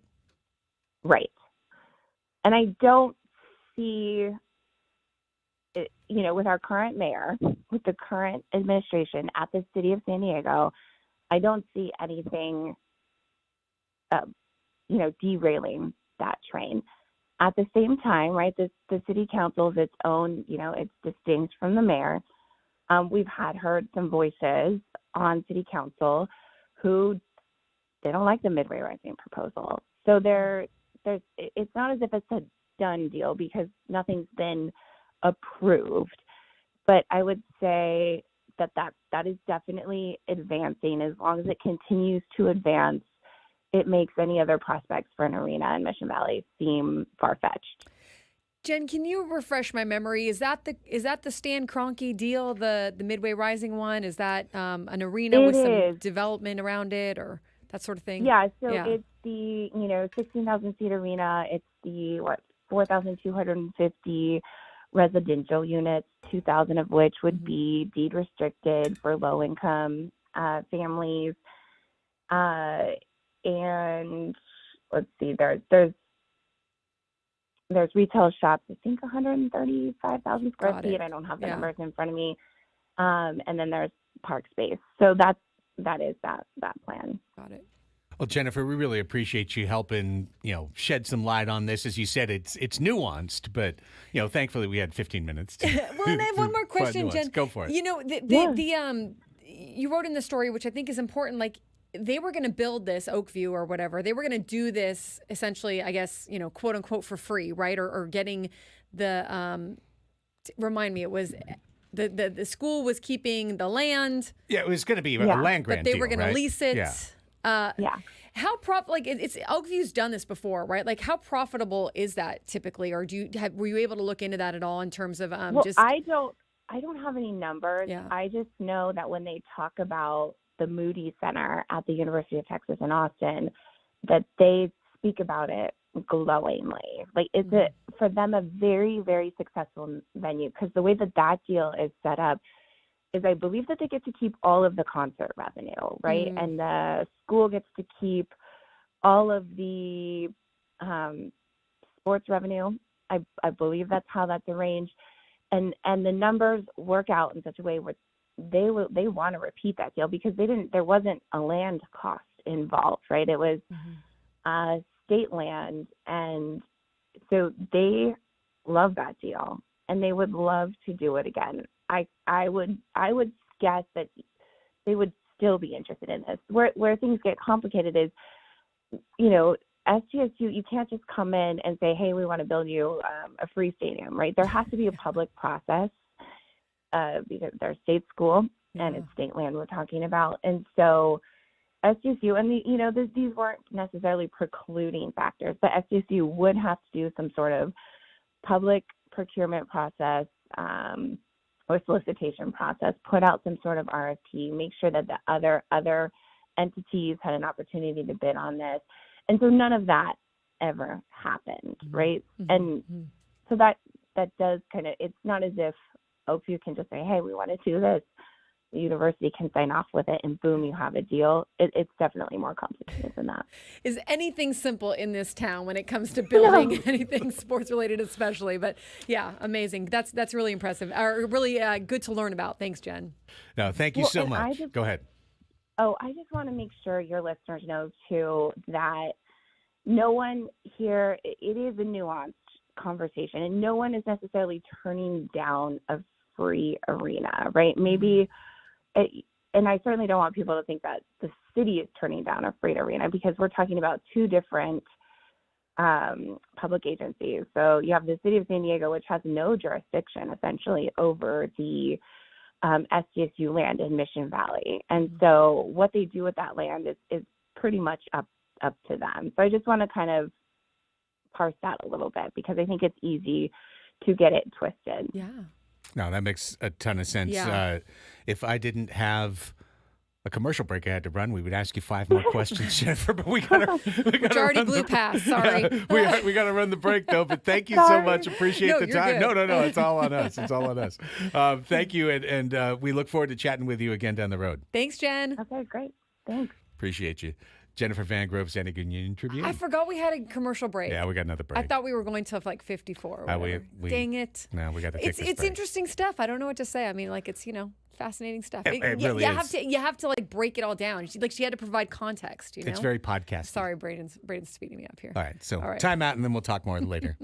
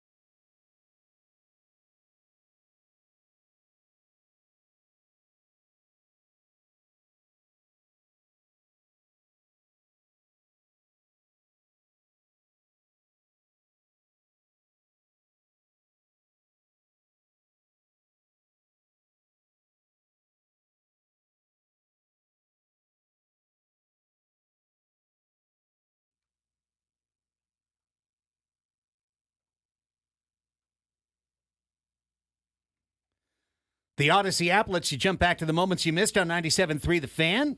So while you're listening, you can see what you missed and click to listen on demand. So, for example, if you missed Jennifer Van Grove, our previous guest, we've got you covered. Download the free Odyssey app, search 97.3 The Fan, and tap earlier today to get started. Craig was trying to stay on the clock like he should. I mean, And I was just like, whatever. it's okay. It's the off season. We'll have a little meeting with Adam later. Yeah, and he'll exactly. Hey, guys, if you could not do 3-minute segments And at you'll the end be of like, the hour. Adam, I was trying to get out of the segment, and Annie asked 3 more questions. No, but listen, also at 11:18, I made yet another point about Mike Shildt that I could have just not made and taken us out a good solid 5 minutes earlier. Just so much to say these days, you know? It's all, we get caught in the conversation, we get caught in the moment. And that's what great conversation is, right? Yeah. When you're in a good conversation, you get caught in and you go, oh my God, look at the time. I really do wonder what's going to happen down there with the Midway Rising. And will that actually come to fruition? Yeah. Will it actually be what they say it's going to be? Will it pass whatever tests they need it to pass? And if not, then what happens? If San Diego State goes forward with what their original plan is and there's no new arena, what happens? Then the old arena New can plans continue to flood I or guess, yeah. drip or, and then you start the process all over again, I guess. Yeah, as she mentioned, if the Aztecs ever did want to entertain this idea, probably Oakview Group would still be down, Yeah. but then you go down a road. You have to go down a road of doing all the things, ticking all the boxes that allows a state institution to make such a transaction. And if the Midway Rising District thing does happen, you're out no matter Yeah, what. then you don't need You lose it. the opportunity Yeah, of it's that. redundant Yeah, at that point. Right. And listen, if we get a brand new state-of-the-art arena on the Midway, awesome. Let's just get there. Let's get there. We've talked about it. Be good for San Diego if that happened. We've talked about it for Hopefully, I 25 years at least. A new arena. I know San Diego needs a new arena, one way or another. One way or another. Yes. It's a nice one up in Oceanside, but it's kind of tucked in there. That's right. It is Need very one in nice the up heart there. of San Diego, Yes. too. Heart of our show is the 12 o'clock Sports Fix, and it comes your way right after this.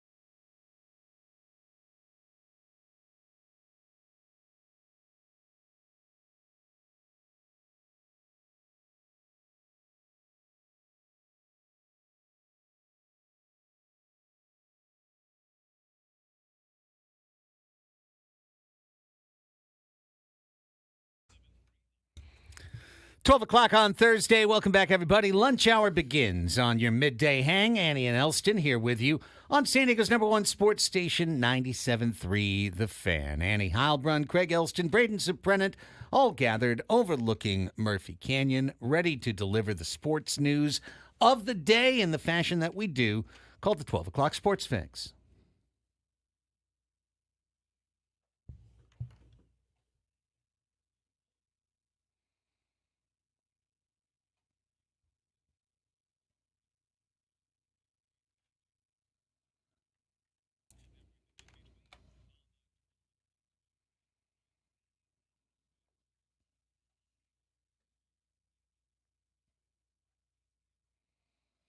Major League playoffs continue with a doubleheader today in the championship series. Annie's got that on her mind and more to kick us off. Yes, I will start with the playoffs and get these out of the way. The Dodgers blanked the Mets last night in New York 8-0 to take a 2-1 series lead in the NLCS. Shohei Ohtani hit his second postseason home run. Kike Hernandez hit his 15th career postseason home run. Walker Buehler pitched 4 scoreless innings. The Dodgers have allowed 0 runs in 48 out of their last 51 innings. Whatever. Game 4, whatever. Game 4 today at 5:08 p.m. It'll be Yoshinobu Yamamoto for LA, Jose Quintana for the Mets. Also today, Game 3 of the ALCS between the Guardians and the Yankees. This will be at Progressive Field in Cleveland. The Yankees lead the series 2-0. It'll be Clark Schmidt for the Yankees and Matthew Boyd for the Guardians. First pitch, 2:08 p.m. Mentioned this story yesterday. Diamond Sports said in a court filing that if it is able to emerge from bankruptcy protection, FanDuel will be their long-term naming rights partner. That means FanDuel will take over the name for the old Bally Sports regional sports networks. Channels aren't changing, content isn't changing, but the graphics will change. The agreement is subject to court approval and would go into effect with the 2024 NHL and NBA seasons. It would also give FanDuel the right to buy equity in the reorganized Diamond Sports. We'll see what comes of that. Britt Giroli of The Athletic reports that White Sox owner Jerry Reinsdorf is, quote, open to selling the team. She writes, quote, the 88-year-old Reinsdorf is in active discussions with a group led by former big leaguer Dave Stewart, who has been a big part of the movement to bring Major League Baseball to Nashville with an expansion team. Or The White Sox. The White Sox, yes, that's or right. the White Sox. That's it, I mean, yes. they could just buy the White Sox and move them to Nashville. So the question being, will Reinsdorf sell, and would that necessarily just mean relocation? We've heard this before, the whole we might sell to the guy who might move the team. Hey, son of this guy, he wants to move the team to Nashville. Now it's the Nashville Sox, I guess. We'll say change the name. And then there's also been the sales pitch to try to get funding for a new stadium. So would the spurring of the sale lead to maybe the public saying, I don't know, I guess, hey, we'll pay for a new stadium? It's hard because they just set the record in the modern era for losing yes. in a single season. So I don't know how much, but look, I don't know. But you tough time to leverage. To leverage. However, maybe just a tough time to operate your club as well. Yeah. So maybe you're trying to I mean, do it what really you can sounds do. familiar as we had a lousy Charger team here going Yes. like, we're going to leave. And we're like, God, you lose every week. Although I feel like once they were threatening relocation with the Chargers, it was like just downhill. Like It really was. Where I don't know if he's been threatening. Has he been threatening over Not there? quite the same. And he always told his family, though, that when he died, that they should sell the White Sox and keep the Bulls.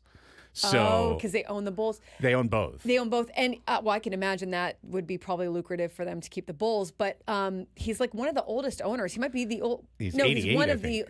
one of the longest owners of a team in Major League Baseball. So It's probably one of the oldest, too. yeah, one of the oldest. 88, fine. Yes. Okay. Efforting. I reached out to our buddy Herb Lawrence. He is available next week, so we'll chat with him a little bit about this next week. Very good, and we'll see if I know Braden wouldn't mind a Nashville Baseball team, and team. I don't know how sad Chicago would be. I hate always to talk relocation. I think they'd be very, very sad. because A percentage would be extraordinary. percentage would. I mean, it's still a team that you grew up with and that you went and saw, and they've been around forever, and so There's many Chicago sports fans who will not root for the Cubs. yeah, totally Right, like, oh, White Sox left. That's okay. I'll root for the Cubs. It'd be like, no. They're two different sides there, Chicago. All right. Braden. My turn. Yeah. Your turn. It's your turn. Throwing you the football, Braden. Thank you. Throwing you the spiral. tuck. Catch, tuck. All right, NFL news for you. New York Jets have experienced an eventful 2-week stretch headlined by a coaching change and a blockbuster trade. I feel like I've done a Jets story every day. Yeah, they're Last 2 entertaining. weeks. That's what they do. And something else Give may be content. amiss at MetLife Stadium, according to the Jets' most famous fan, Fireman Ed Anzalone, more commonly known as Fireman Ed, said Tuesday night on social media that the Jets were limiting his screen time on the video boards at my MetLife Stadium gosh. during home games. Quote, I don't know exactly what's going on, but they're phasing us out. And Anzalone said in a video posted on his Instagram account. Look what they're canceling me. I'm getting don't canceled. want to throw tantrums about not getting enough screen time. I'd like Pretty to much know ever. if somebody knows anything, please let me know because it's evident that it's happening and it needs to stop because we need home field advantage. End quote. He's accusing New York of not promoting him as much as they once were. Do you think he goes home and he looks at the program and he's like, I was only on screen for this many minutes as compared to these many minutes? He's talking about the in-house people, though. So it's on the big the board. big board. He's mad at the MetLife Stadium folks not giving him enough. Decades-long Enough staple juice. at Jets home games, although when they sucked, he left for a little bit. Do you- And Anzalone is best known for his trademark firefighter helmet and his role in fueling the fans' famous JETS, Oh, Jets, I Jets, see. Jets chant. He said he noticed the lack of screen time during the Jets' Week 4 loss to the Broncos and Monday night's loss to the Bills. Last night in particular, quote, I have to read this. This is great. Although on the Denver game also, last night in particular, we scored a touchdown, and normally, as the tradition, we're always put on the screen, Anzalone said, referring to himself and two other Jets super fans. Quote, we do the Jet chant to get the crowd going, which is a staple in Jet Life Stadium, not MetLife Stadium. Anzalone noted that he also traditionally incites the crowd when the Jets are on defense, which he added was, quote, the most important before saying that something was going on with the organization's production team that oversees the video boards. Something is going on, so please let me know if you know something, Anzalone said. It's a conspiracy. This would be like who was it? guy? What was it? Bolt Bolt guy. man. This would be Bolt like man. Bolt man. This is so bold, not man. getting enough screen time, as if there's Oh, like my a Lord. contract or requirement or something like that. Can the two Yes. of them get together in costume, share a beer and a laugh, and Jet think Life about better Stadium. times ahead? Fireman Ed is upset about his screen time on the video boards at MetLife. And then here- Are you good? Are He's you not okay? good. He's not Jets- at I all mean, okay. come on, my The guy. Jets didn't respond when asked for comment. Of course Thank not. goodness. They did, yeah. Of course Best not. move the organization's made in years.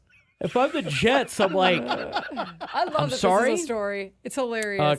can you give us a report on what Fireman Ed is saying? If I'm the Jets, excuse me, who? Oh, you mean the super fan down there? He's upset about. He's counting how many times he's on the video board. No, you don't understand, Brandon. My I used to be up Lord. there 5 times on Jet Life Who Stadium. pays to attention? lead the cheer. It's only twice, 3 games in a row. Talk about just what a world we live in. What a world we live in. I track these things, you know. In terms of actual awards and showing of people or Hall of Fame, 2-time Super Bowl winning coaches Tom Coughlin, Mike Shanahan, and George Seifert are among the coaching candidates under consideration for the 2025 Pro Football Hall of Fame class. Some recognition that you actually need. That's the word I was looking for. One other Super Bowl winner, Mike Holmgren, also made the cut Thursday as the Hall's 9-member Blue Ribbon Committee for coaches reduced the list of candidates to 12. The committee will cut down the list down to 9 semifinalists in the next few weeks before picking one finalist to go before the Hall's full selection committee for consideration early next year. The one coaching candidate will be grouped with one coordinator and 3 senior candidates. Between one of the three those 5 finalists will make it to the Hall based on getting at least 80% of the votes from the full committee. So that's your latest update on NFL Hall of Fame. Last thing for you, speaking of Nashville, Titans honored 3-time Pro Bowl safety Jamal Adams' request to be released, parting ways with him on Thursday. Adams signed a 1-year deal with the Titans in July after he was released by Seattle. Joining the Titans gave Adams an opportunity to be reunited with his defense coordinator, Denard Wilson, who served as Adams' defensive backs coach when he was the number 6 pick by the Jets in the 2017 NFL Draft. Quote, "At this point, wish Jamal the best going forward. Just didn't work out here," Wilson told reporters on Thursday. He'll have great success wherever he goes. While with the Titans, Adams played a total of 20 snaps in 3 games, including 2 in his Titans debut against the Jets in Week 2. Adams played a season-high 17 snaps the following week against the Packers, but his frustration level peaked after playing just 1 snap against the Dolphins in Week 4. If you ain't going to play me, cut me, and that's what the Titans did. So we'll see where Adams ends up. And that's a look at the NFL. Nice. All right, I've got a couple of links in here for you, Braden, as we handle the panoply of sports outside of the worlds of baseball and football. We begin at Snapdragon Stadium. If you heard the 10 a.m. segment, you heard a more lengthy explanation of how the San Diego Wave FC season, well, their league season had basically already come to an end, but this was their chance to win their group in the CONCACAF Women's Champions Cup, advance to next year's semifinal, have something worthwhile that you carried out of this otherwise kind of empty 2024 campaign. Well, what happened was instead, the Wave goalkeeper, Kaylin Sheridan, took a red card in the 23rd minute to deny an obvious scoring chance when the Wave got caught on a broken field in counterattack. The Wave had to play a player down. Then Club America, their opponent, committed an egregious penalty that should have been a red card that was missed by the official, and VAR is not being used for these matches, even though they are used for league matches. And then eventually, in utterly heartbreaking fashion, the goalkeeper who had to step in for Kaylin Sheridan after she got her red card spilled the ball on the goal line on a somewhat easy chance, and it got tapped home for a goal. And when the Wave would have won their group with a win or a draw, a loss pushed them all the way from first to third and out. And that's where they are, out. 1-0, Club America. Here's defender Hanna Lundqvist on a very disappointing end to the tournament. I mean, it's hard, of course, when we get a red card in the first half. But I still feel like we could have done a lot better. We were losing the ball in easy moments, and we didn't press them together, so it's disappointing. This was the first time that we're having this tournament. Your thoughts about, participating and having the players travel and expose San Diego Wave to other countries and the world? I think it's a great tournament, like the Champions League in Europe. So to get these kind of games is fun, and hopefully it grows even bigger and better next years. Fun tournament to play, but we're disappointed with how we did today. No question about it. Just a disappointing season overall for San Diego Wave FC. 1-0 there. Now, they will play this weekend in Kansas City. They will play in 2 Sundays to wrap up the season against Racing Louisville, but that'll be it for the year. On to the WNBA Finals. Game 3 last night in Minnesota. What a finish. Here's one of your sports highlights of the year. It's the New York Liberty taking on the Minnesota Lynx. Game is tied 77-77. Series is tied 1-1 as well. It is New York, the number 1 seed with the ball. Sabrina Ionescu with an opportunity to be the hero. And boy, was she ever. Should New York have trouble with the inbound, they still have their reset. Into Phoebish. 8 seconds remaining in the 4th quarter of game 3. 4 seconds. Ionescu will heave and hit! And hit! Sabrina Ionescu with the biggest shot in Liberty history. 80-77 New York in front on a logo bomb. Clutch. 34-foot shot. I mean, it's right pretty there. pretty nice. Unbelievable. Yeah. What a shot. That was what going around all the shot. socials, and it was like, I see. Looks pretty good. Quick burn in the chat saying that Stephen A. said that the shot reminded him of Kobe. Absolutely. How about Steph? Reminded me of Steph. You know who else reminded me of? Caitlin Clark, too. You know, she's good at shooting them out there. But Ionescu was there before Caitlin, and she's still there. And now the Liberty with a 2-1 lead heading into Friday's Game 4 in Minnesota. Lynx must win to push it back to New York for a deciding Game 5. Speaking of Caitlin Clark, she earned all WNBA honors yesterday. First rookie to earn that since 2008. The Oklahoma City Thunder were so psyched to have signed Isaiah Hartenstein to a 3-year, $87 million contract to solve all their rebounding woes and be their starting center. And now, just days in front of opening night, Hartenstein has a fracture in his left hand that happened during Tuesday's preseason game.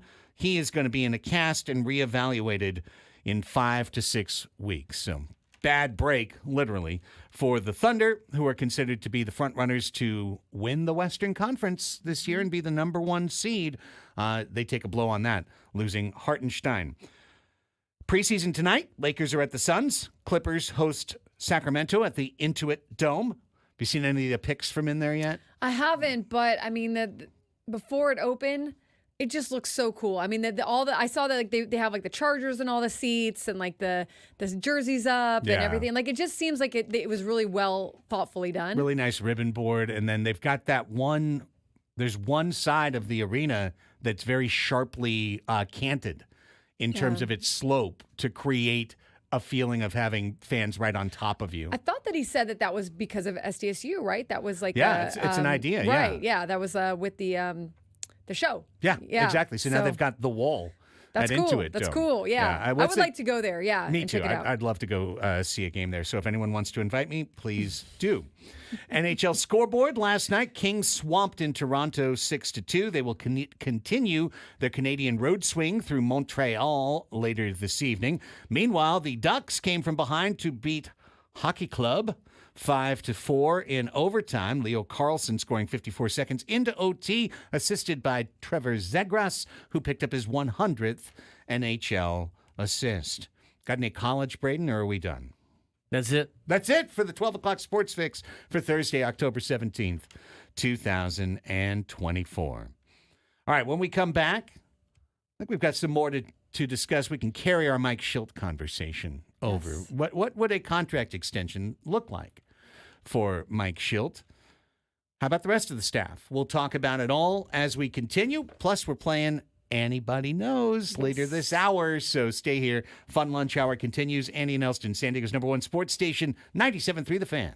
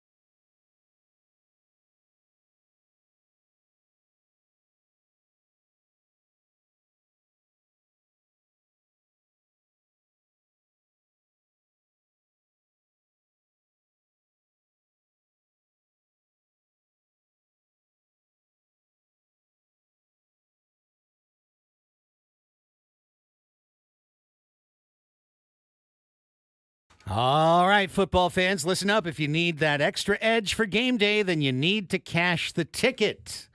That's where Mike Valenti and Jim Costa break down the biggest matchups and find the best value on the board every single week. Cash the Ticket is the podcast that helps you bet smarter on both pro and college games.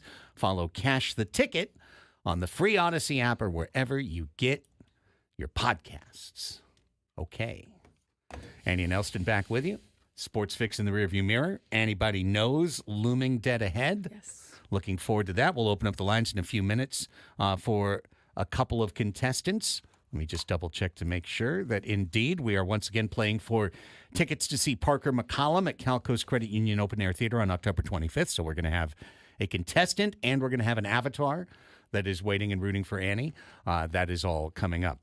In the 11 a.m. hour, we started things off discussing the Padres coaching staff, kind of a coaching staff in review segment. Then we interrupted that conversation by bringing on Jennifer Van Grove for a even more interesting or different interesting conversation. But now let's go back and tag what we were talking about with Shildt.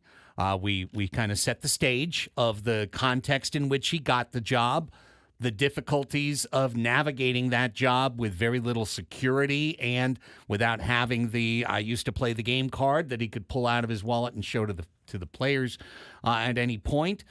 He committed to a strategy to relentlessly back his team in public, even when they did make mistakes or lose 5 in a row or get swept at home by Colorado.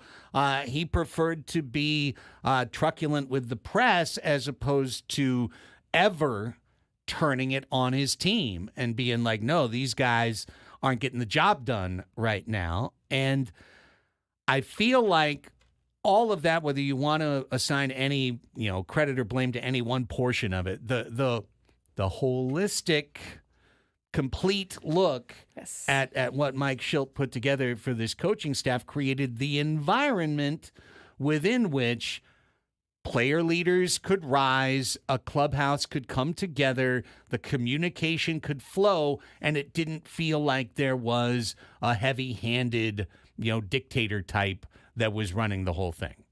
Yeah, 93 win season. They ended with the 93 win season, so really a nice regular season for the Padres, and then had a chance at the postseason. I mean, didn't come through to the point that they wanted to in the postseason. They'd obviously still like to be playing, but they gave themselves a shot, and that was spearheaded by Mike Shildt, and taking them to the postseason, and in the players in the clubhouse, of course, deciding also after the All-Star break that they were really going to put their foot on the gas. But again, chicken or the egg, right? Like you got to have the environment and the buy-in and all that good stuff to be able to do that. And they seem to have that since spring training. Put together a good coaching staff. Yes. In these parts, usually the Padres hitting coach is not around long enough for you to know his name. I mean, yeah, like 2 years tops. Like usually it's a year and they're gone. So Victor Rodriguez got so many rounds of applause during the player introductions and the coach introductions during the playoffs, which I loved. I thought it was the coolest thing. Him and Ruben Nieva, got really loud rounds of applause. And I think it speaks to, hey, we see it. We see you, because some of those hitting coaches, it wasn't their fault. It wasn't, it wasn't their fault that things weren't going their way. But definitely they came in with an identity this year, and it worked for them. I'm going to go back and build on this. I think a big part of what makes Mike Shildt successful is the sublimation of ego. And sometimes that is harder to do when he is in interview situations because it's just him. But he's always creating an environment that allows other people to accept praise. You know what I mean? There are some people who are leaders that don't want the hitting coach to get a ton of credit, don't want the pitching coach to get a ton of credit. The credit goes to the top. The top is where the decisions are made. But Shildt isn't like that. And again, I keep coming back to the fact that he is a little bit of an outsider within the baseball community, despite being also a baseball lifer. And so he has found these ways. He's found these paths. And leadership comes in so many different forms. But the kinds that I really relate to are leaders who are not Alec Baldwin in the first scene of Glengarry Glen Ross berating the sales staff, but instead people who lift and who are in that way willing to kind of step back and let you have the spotlight while they understand they did a good job in the back. Yeah, it was a very, as you mentioned, holistic and team-oriented environment, and a lot of praise to go around for everyone. Now, within that, Tim Lieber, third base coach, I don't think there were any egregious send, don't send decisions over the course of the year. Debatable ones, but that's, that's a hard. It's easy to Monday morning quarterback that when you're in it and you are in the midst of a game and you're seeing the game from that angle. Like, I think there were debatable ones, but I think he had just as many good sends as he did maybe many more than the debatable sends, right? So there's always going to be that with the third base coach, and there's always going to be that with an opportunistic team. David Macias at first, excellent job on his end to keep his heart running after having his chest pounded. He can nurse that handprint from Luis Ariz all offseason. Get ready for hopefully him coming back next year. So that just brings us around to the general point, right? Ruben Niebla's contract is up. Always coaches are very, very fungible. There's always opportunities elsewhere. Yeah. I think we would agree that this coaching staff in whole should come back. Niebla, I would love to see signed to a contract that kept him here for life, as far as I'm concerned. And for Shildt, he cannot go into next year on the second year of his 2-year deal. Can he? I think he can. I mean, I think that you want ideally for him to be signed, right? You ideally in his mind, of course, and I think for. Ideal in the scenario of you don't like the lame duck manager, but if I think Shildt would still go about things the same way, it just would probably feel a whole lot better if you knew that you were signed to a few more years. And honestly, maybe it doesn't need to be, and I mean certainly it could be, but maybe it doesn't need to be a 5-6 year or whatever, 3-4 year. Maybe it is just another year. Hey, signing you to an extra year. Yeah. And then, but I guess then you kind of have to look at that again then next year. And so it's going to be an interesting thing what they do with that, because they have run through not a lot, but kind of a lot of managers and hitting coaches, and you do want that continuity. And I think that that's always a good thing. But however, things can change a lot from year to year sometimes. And so whether that's the GM or the front office or the manager or the guy that's running on the business side, like who knows, so I it makes me wonder too, like, is this Katsenda making this decision wholly? Is that because my guess is Eric Katsenda would want Mike Shildt back and Shildt Seidler and whoever else is making these decisions. But how much they're looking at like what is happening long term, I don't know. AJ is signed through 2026. Yes. Currently, Shildt is signed through 2025. So this is what I would say. Put him through 2026 at the very least. This is what I would say. At its most conservative, the Padres must do that. Mm-hmm. Must do that. They've got to at least give him a 1-year contract extension so that he's got 25 and 26 locked in, no worries, no job concerns. Even if you get laid off, you're going to get paid, the whole thing. However, I think he's earned a 3-year contract. I think he has. You win 93 games. You come in as a first-year manager, but you've been in the system. Your previous 2 years that you managed a full year, you also won 90 games. You've got a 90-win manager here in this dugout. Like, unless you've come up with a compelling reason why you don't want to commit to him, which we would need to know eventually, I think a 3-year deal makes all the sense in the world. It gives him the justified reward for being as successful as he was, and simultaneously offers a little bit of security in that, okay, now I know 25, 26, 27, I've got this lined up. To me, he's earned it, but I would very much understand if they only went through 26. But in a way, that's kind of being like, hey, listen, AJ, jury's still out on you too, buddy. Good year, but back it up. So I don't know where the C-suite is mindset is. I don't know where their mindset is, but I think at the very, very least, he has earned a 1-year extension. I think personally he's earned a 3-year. Yeah, I mean, the thing that we always don't know, too, is like what's going on behind the scenes, right? And were there any things that they did a good job this year after what happened last year in terms of not bringing, things were not made public. If there were any problems on either side, you never know. I mean, it could be on either side. It could be on the GM side. It could be on the manager side. Hey, maybe it also has to be something that Mike Shildt wants and everything, which I would imagine he does. I think they're going to get it done. And my guess is they add on another 2 years, or they get to that 3-year mark or close to it. But, you always, that's like the thing that you don't know is like, he gets you to 93 wins, gets you in the postseason. A lot of things went right. I can't imagine that they don't work on this or think of reasons why they want to get it done. But I guess if it didn't, maybe there's some reason on their end that they are a little apprehensive. Yeah. And I mean, I'd like to see it for him too. The last most meaningless part of the whole thing was Mike Shilt's relationship with the media. I think he was generally cordial. He's certainly got, he doesn't want those kind of probing questions, so to speak. Like we said before, if something's gone wrong with the team, that's not exactly the space he wants to live in to discuss and analyze and break it down. He's very much about moving past those moments, getting to the next positive, getting to the next story, exalting his players all the way through. I think that did lead to a couple little brambles here and there, roller coaster, maybe some certain Friday morning interviews that didn't exactly go the way the boys wanted. But overall, that's another reason why I'd like to see him get a little bit of security, is so he feels a little more secure in those interactions. Like, I feel like he's a guy who has to be internalized, feeling like he always has to prove himself.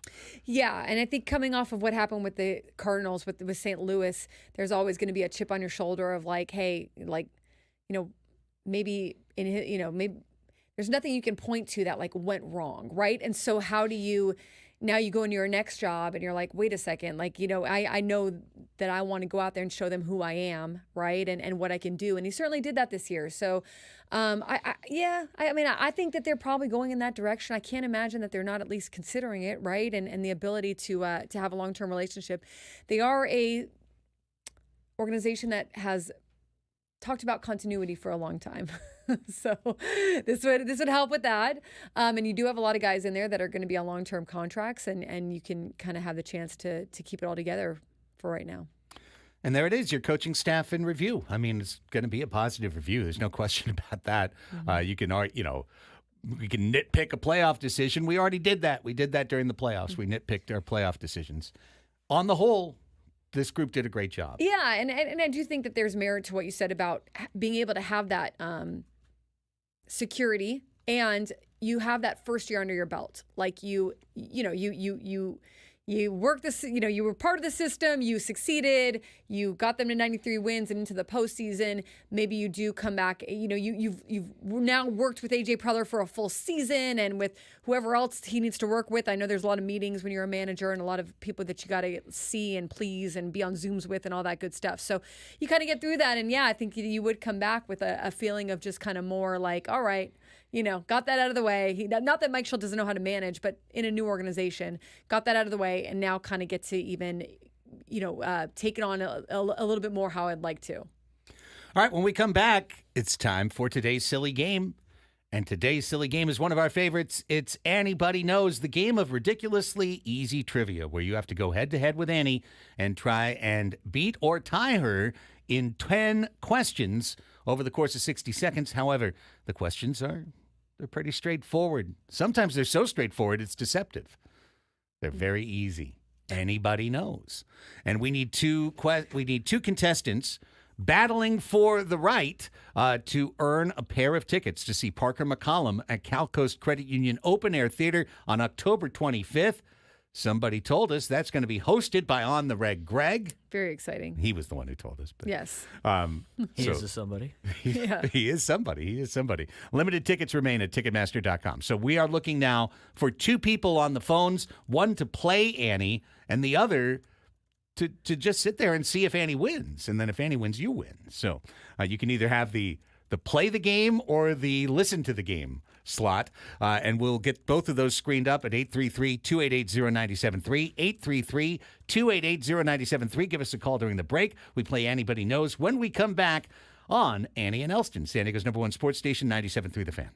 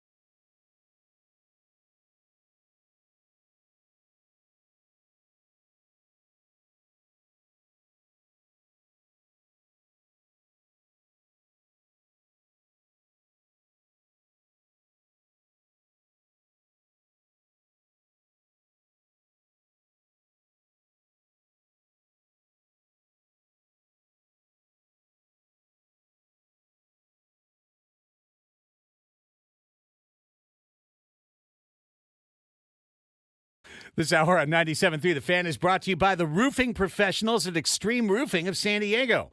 Mother Nature is unpredictable, and so is the San Diego rain. Don't wait till your roof suffers damage. Call Extreme Roofing of San Diego to prepare your investment from catastrophe. Schedule your roof inspection now. Call 619-334-ROOF or go online to extremeroofs.com. We've reached that point of the day. It's time for Silly Games. And today's silly game is the game of ridiculously easy trivia known as Anybody Knows. We have been asking for you to give a call to the show, 833-288-0973. Some of you guys got cold feet. Yeah, we had about 4 people on hold, including a couple who I had literally written down Now we're going to be the people. as the contestant, and then they just didn't hold their water. They bailed. Didn't make it. But you know who did hold his water? Robert and Santee. Robert, welcome to Anybody Knows. Well done. Hey, how's it going? It's going good, buddy. Tell us once again a little bit about yourself. Robert, still from Santee, big Padres fan, and the Mets got to turn it around because I can't have the Dodgers win the World Series. I feel you, man. I feel you. I think the Dodger-Yankee series is feeling increasingly inevitable, and I don't enjoy that feeling of inevitability. So you got Kusa and Maction for. Yes, that's right. That's right. So, Robert, here's the deal. You are about to hear from Braden a set of 10 very straightforward trivia questions. Don't overthink it. Don't overthink yourself. You're going to have 60 seconds after he reads you the first one to get those questions right, as many as you can. If you have one that you need to pass, you can say pass, and we'll try and get back to it if we still have time. Then Annie will come in. She's currently outside talking to On the Reg Greg in the hallway. She'll come in, and she'll get the same questions. If you tie her or beat her, you get the tickets to see Parker McCollum at the Cal Coast Open Air Credit Union Theater, Open Air Theater, October 25th.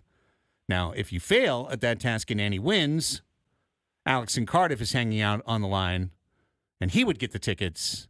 Instead, didn't you already win, Alex? I did, but I'm still listening. Okay, well, I'm going to put you back on hold. You can win as many times as you want, honestly. Oh, can you? You can. Oh, I thought you had to, once a month. No.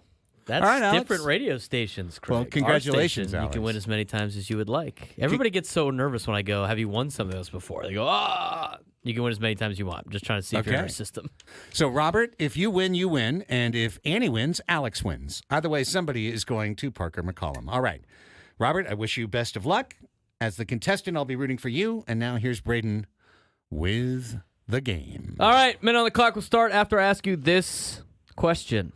When the jury needs to be isolated to avoid the hype about a case, what's this called? Passing in.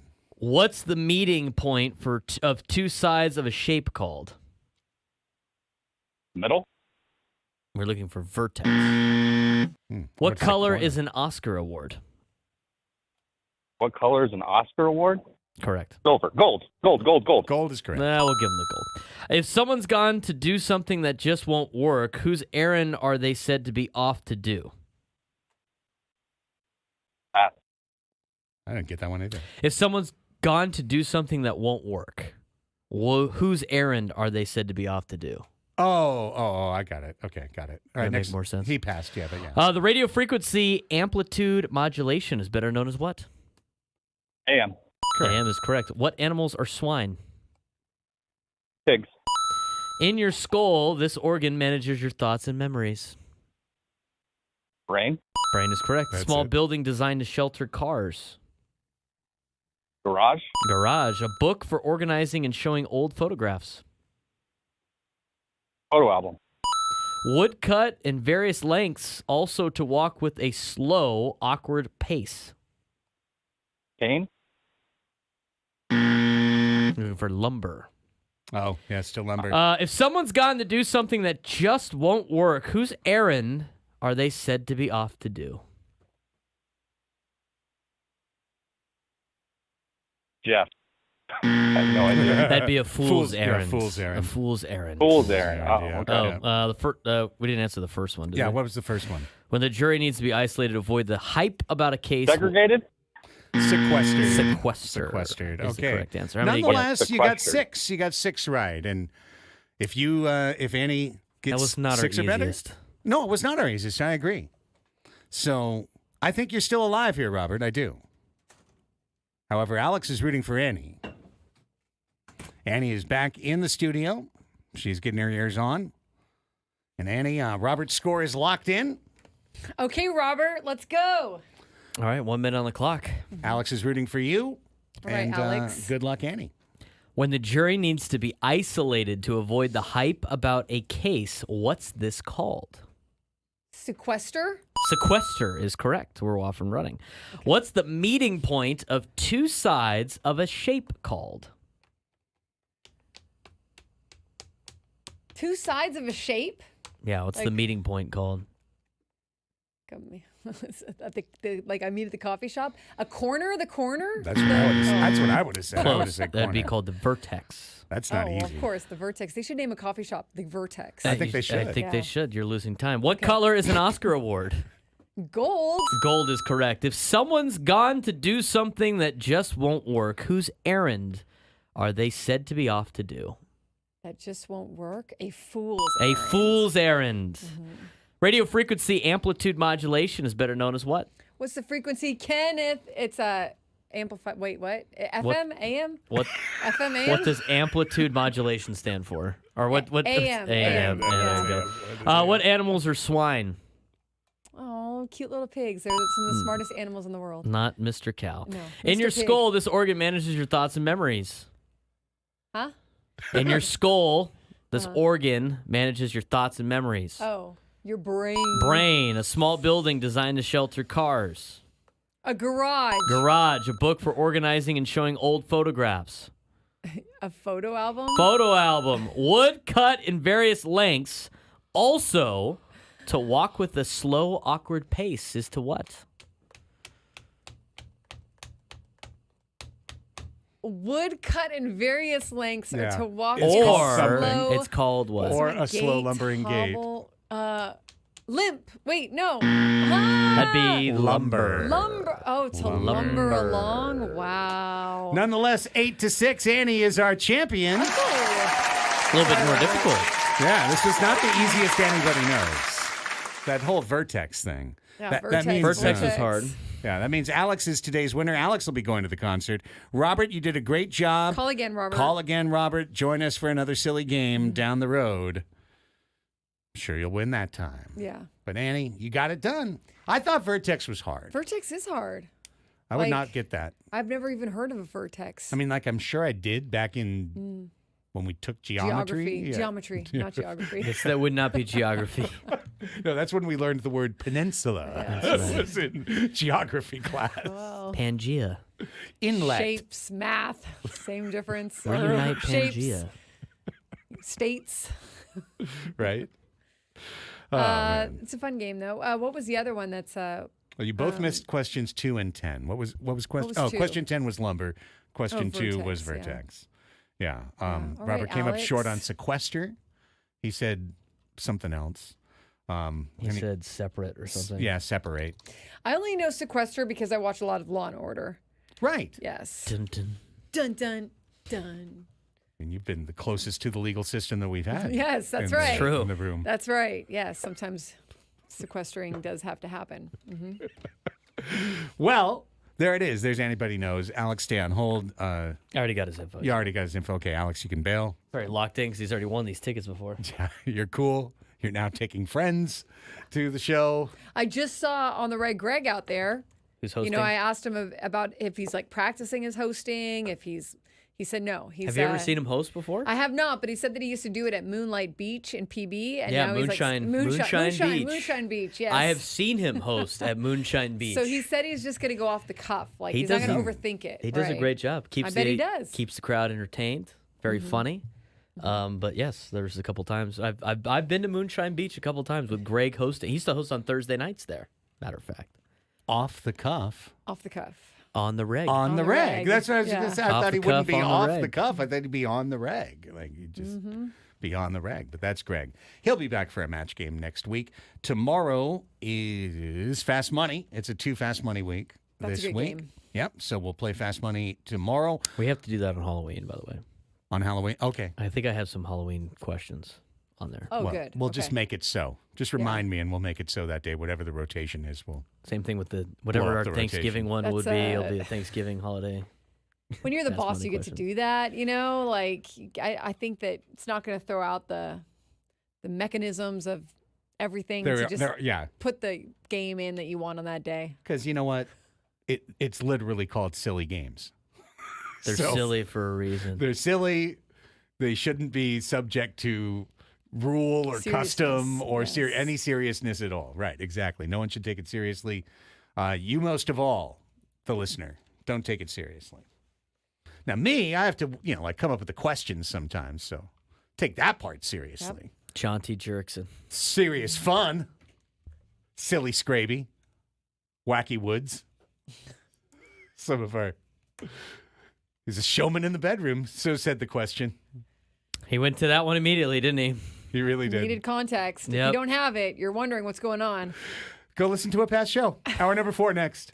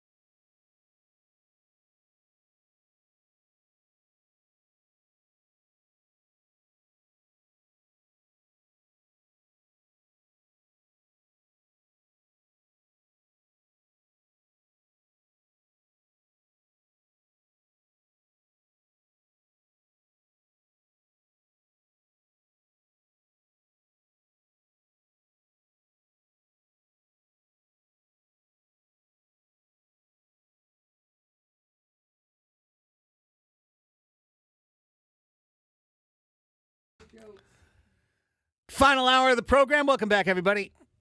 Annie and Elsten here with you, taking you through an October that we certainly hoped was going to be filled with just a little bit more baseball here in San Diego this year. Nonetheless, we proceed apace. Yes. Annie Heilbrunn, Craig Elsten, Braden Soprano in our Odyssey studios. Yes. Very good Padres fans out there who were also hoping to go a little farther, but showed up this year in a big way.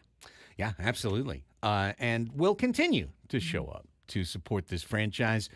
We are right now a one major sport city.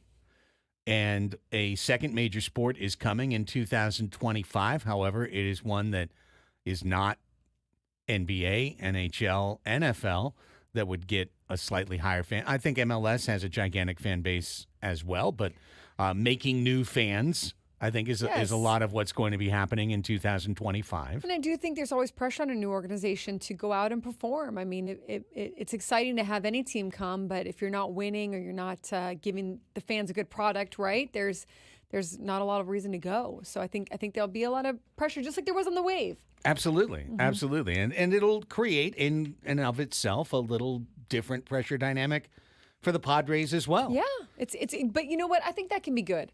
Right? I think competition can breed the best of both products, right? Or the best of all products, right? And just kind of that healthy, like, hey, how are you going to attract people? How are you going to keep people coming to the ballpark or to the pitch or whatever, you know? So I think that can be good in a lot of ways. Meanwhile, today, despite our depression watching, and I heard what you said too, Annie. I mean, I feel the same way when I'm watching the Mets and Dodgers right now. It's like I tuned in yesterday, but then when it was like the Mets weren't going to score at all, and the Dodgers were up 8-0, or by the time they were like up 6-0 I think I was out. I was like, yeah, I'm good. Yeah, I don't need to watch the rest of this. And it was pointed out to me. Someone texted me, which they're right. Like the fans left Met. Now I want to call it MetLife, Jet Life. The fans left Citi Field, right? Pretty early on. Now it was kind of cold out there, but sure. I thought that the Dodgers might, and there's no basis for my thought here, but I thought maybe the Dodgers would struggle a little bit in the cold. Used to, some nice degree weather. They've been playing San Diego this whole time, right? Like been on the West Coast, but they did not. So odd games have been excellent for the LA Dodgers. My goodness, the Dodgers have won the odd games by a combined 17-0 in this series. Is that the thing? The odd game for them? Yeah, I mean 9-0, lose 7-3, win 8-0.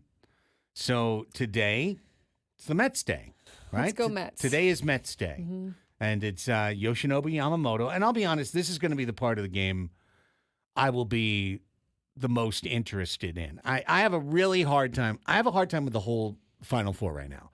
And just, my personal full disclosure, because I don't like the Yankees, I don't like the Mets, and I can't stand the Dodgers right now. It leaves you with the Guardians. And it leaves me with the Guardians. Exactly. It leaves me with the lousy Guardians that are at home 0-2. So it would be great if the Guardians won. Right. Great. And that game gets started in an hour. So, when I get home, I can watch the Guardians and the Yankees. And if somehow, some way, they don't look like a spring training team, right? They've looked like a spring training team through their first two games. They look them and the Mets have looked like 4-1. Why is this team here right now? Yeah, look like not ready for primetime players. And I am quite afraid that if the Tigers had made it instead, they would look even worse. Yeah, they would probably look even worse, and it'd be an even bigger cakewalk as they jump ahead 3-0, waiting for the Scooble game. But. Nonetheless, today is the day.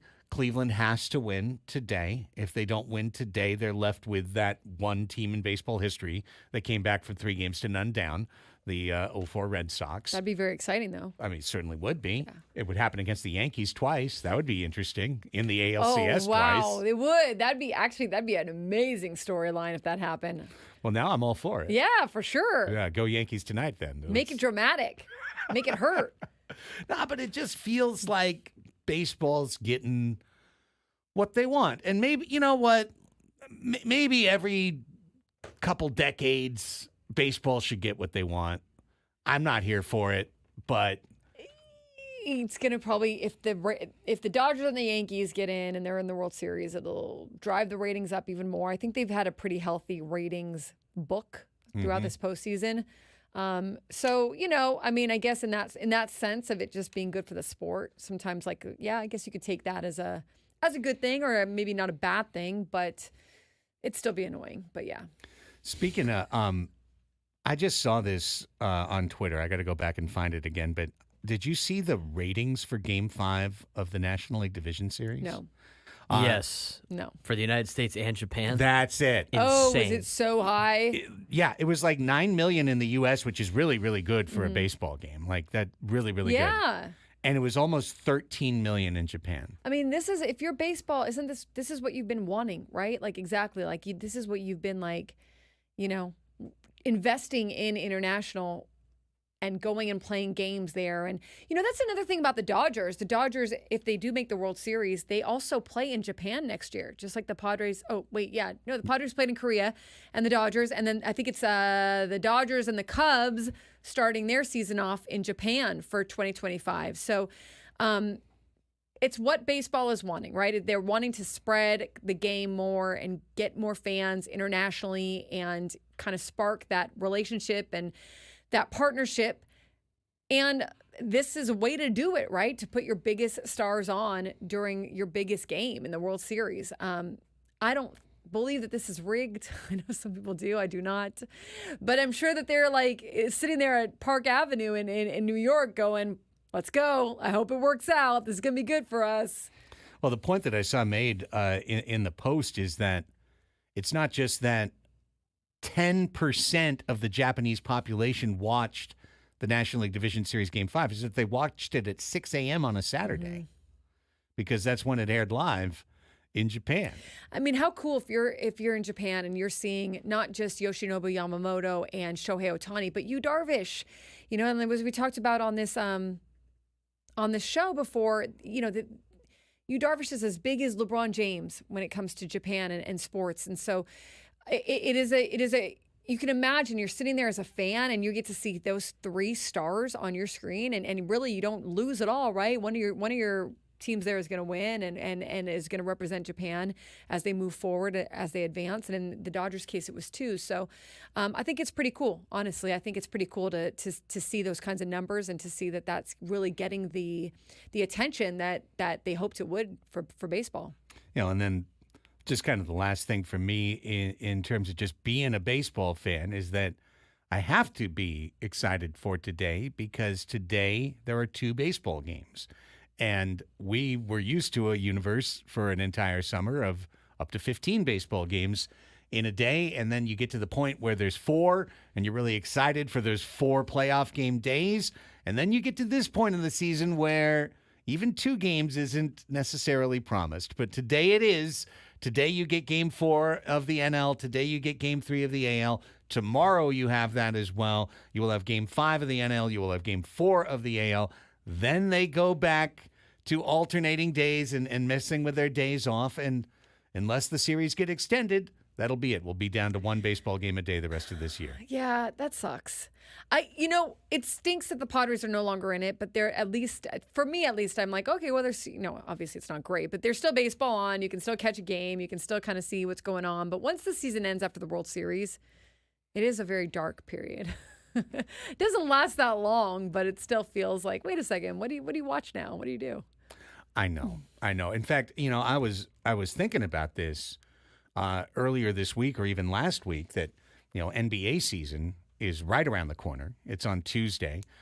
We've got our Padres Hot Tub Fantasy Draft this weekend, so I'll be a little bit more locked in on who's where come Monday. NBA is always lends to entertaining content, and NFL is still going on, but there's something about just having a game on, even if you're not like so locked in for baseball, it's like having it on even in the background. There's something about just a baseball game that you don't have to hang on every word. Yeah. It's just kind of there. It's just part of your night for so long. It's part of our night for so long during a year. Well, we adopted a football team, our beloved Lions, in order to stay locked in on the NFL, and maybe We can talk more about the Lions and the Vikings. But see, that's the whole thing. It's only for us. No one in the audience has adopted the Lions. You know what? It's good to go Except for outside, Jake. touch grass, have healthy separation, come back renewed in the spring. But there'll be plenty of baseball talk too, I think, with obviously the offseason moves. And the GM meetings are right after the World Series ends. And then you got the winter meetings in December. So, and then you got spring training in February. So it's going to go pretty quickly. But there'll be enough, I think, in the sports landscape to keep us talking about good storylines. Yeah, I'm just going to try and keep in my mind that as much as I hate the idea of L.A., New York, just because it's just like, wow. So basic. Yes, thank you. I'm trying to think of So pumpkin spice latte. It is. Well, I just see the overstuffed gray-haired guy in his $1,000 suit just, well, it'd be great one day is if the Yankees and the Dodgers played. Boy, we'd sure get return on investment then. And then they light up a cigar, and it's just pathetic. And now they're going to get it. It's like, yes. But the one thing I'm going to completely and totally resist and undoubtedly rail against on the show are the thought takers, the national columnists, the hot take brigade telling me, no, you are living the idealized, perfect version of the playoffs now because LA has faced New York. It's all better now. Everything's better now because you've got the biggest teams, the best stars. This is what it's all about, is what we're going. Ken Rosenthal has that thing almost written. It's all but written and ready to click send in his laptop right now. Isn't a World Series so much more fun when you have the improbable getting there? Like you expect the Dodgers, you expect the Yankees, but isn't it more fun when you've got a team that you don't expect to be in a championship game and they go in there and they have a chance? Yeah, no, of course it is. Of course it's better. It's better when it's better when the Padres are in it. It's better when the Royals are in it. It would be better if the Guardians were in it. Guardians haven't won squat since 1954 when they were the Indians. They've never won anything as a Guardian. So why don't they guard the plate a little better? Don't let them Yankees cross it the next 3 days. To see some solid guarding of home plate. And there's your baseball chat. Guardians of the Galaxy. Hey, never watched the third one of that. I never watched it at all. But at all? No, not at all. Saw the first one. You? I think I saw the second one. Not that I have anything against it. I just never saw it. I don't know. I'm surprised I never saw the third one. My nephews, I'm sure, have. And I would have thought I had. they have a ride at Disneyland. The problem in your conversation about the Yankees and Dodgers thing is the casuals love it. The casuals love it. I know. And sports For are sure. designed for people that don't care about sports nowadays, which is ridiculous. But all of us sports lovers hate that matchup. I hate the big markets getting shoved down my throat all the time. But you know who likes it? Some TikTok girl that's like, oh, I know those logos. This is great. This is great. And then they think they're going to get major ratings out of that because That's your TikTok girl voice. Yeah, exactly. This is great. This is Love great. this. No, you know what? It probably does bring in the kind of average fringe viewer who can, stand around the water cooler, as we like to say, and be able to talk to one of their buddies about the Dodgers or the Yankees. And yeah, I could see that part of it where it's like people feel like they can jump on that kind of matchup. But it's the same thing with every league. Like the NBA, I'm sure would love to have the Lakers play the Celtics again. I'm sure they're dying to have that. Of course. Same thing with, college football loves on the top, when Ohio State is in the national championship against an SEC school because, again, that basically happens every year. This is the entertainment. This is the entertainment capital, right? This is not sport. It's not about sports. This is about entertainment. The promos of like coast to coast. Yeah, they'll hype it up because they have the two biggest fan bases. Like, I'm sure the NFL would love to see the Steelers play the Cowboys again in the Super Bowl, or the Raiders. With the giant fan bases that these teams have. It's about, at the end of the day, who watches, who's got the biggest fan bases. Yes, but no. And that's how people will watch. I take the general point, but I got to separate football out of it. National Football League works to create not completely evenly, but they work to create every team as being a huge team. They've made an agreement with themselves that all the owners are going to be rich together instead of some teams taking over and not wanting to share. Correct. They all made the pact that baseball will never do and college athletics never wants to do. That pact of, you know what?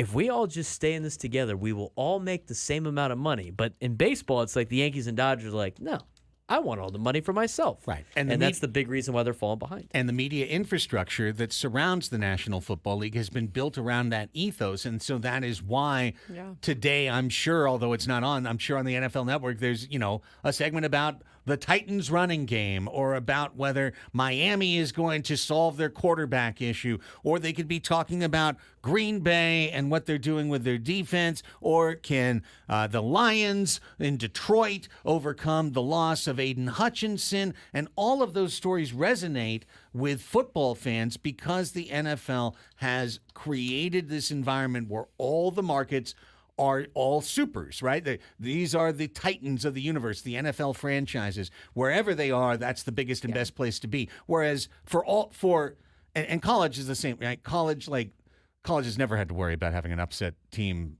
in the championship game. It's always some 12-0 team, right? So it's always one of the darling programs. Now, 12-team playoff, maybe now we'll finally get an upset winner. Yeah. Right? You'll have that shot. And you wonder why the SEC and the Big Ten want to break away and keep all the money for themselves. Yeah, because they don't want an upset winner. Right, because now they actually have to earn their championship as Yeah. opposed to just being it handed to them. Baseball is the sport the most, even more than the NBA and the NHL, that is regionalized.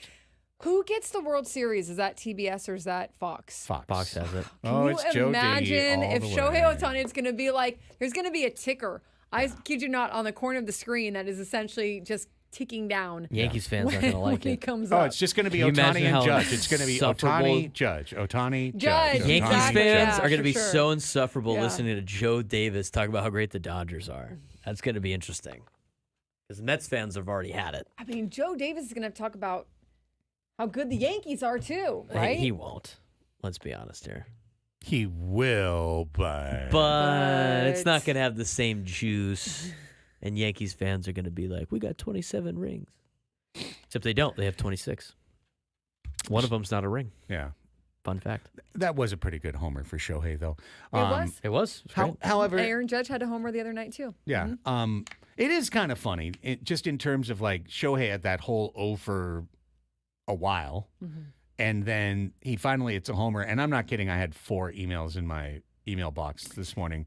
Towering, majestic. Also, I the saw whole the majestic and unicorn tweet. Yeah, too. It's like, and the it's whole like magnificent. he left the slums of the Angels and is now finally with the Dodgers and he gets his shot and he's in the World Series or he's maybe in the World Series or whatever. But look, again, incredible player. There's no doubt about it. But there have been some, look at Kiki Hernandez. The guy wouldn't even be playing if not for Rojas getting injured, and he's been a difference maker for them completely, So but then look at what you just talked about with Japan. Like you show if you're looking at it from marketing and which these TV networks and baseball and all of them have to do. It's you got to ride the Judges and the Otanis and all those America's guys. best versus Japan's best. Yeah.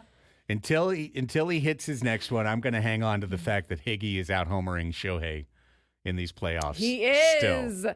Kyle Higashioka probably out there surfing somewhere, or at least did this morning. He did this morning, right? yeah. Bad time right now. Right, and has three home runs in this postseason, and didn't even get that many games. Didn't get the amount of games that some of these Dodgers have had. Yeah, 3 tanks for all these Higgy. Dodgers. Shohei trailing way behind. And then he probably played his Blink-182 guitar That's right. that was gifted to him afterwards. Who had a better day today than Kyle Higashioka? Probably no one. Nobody. Right.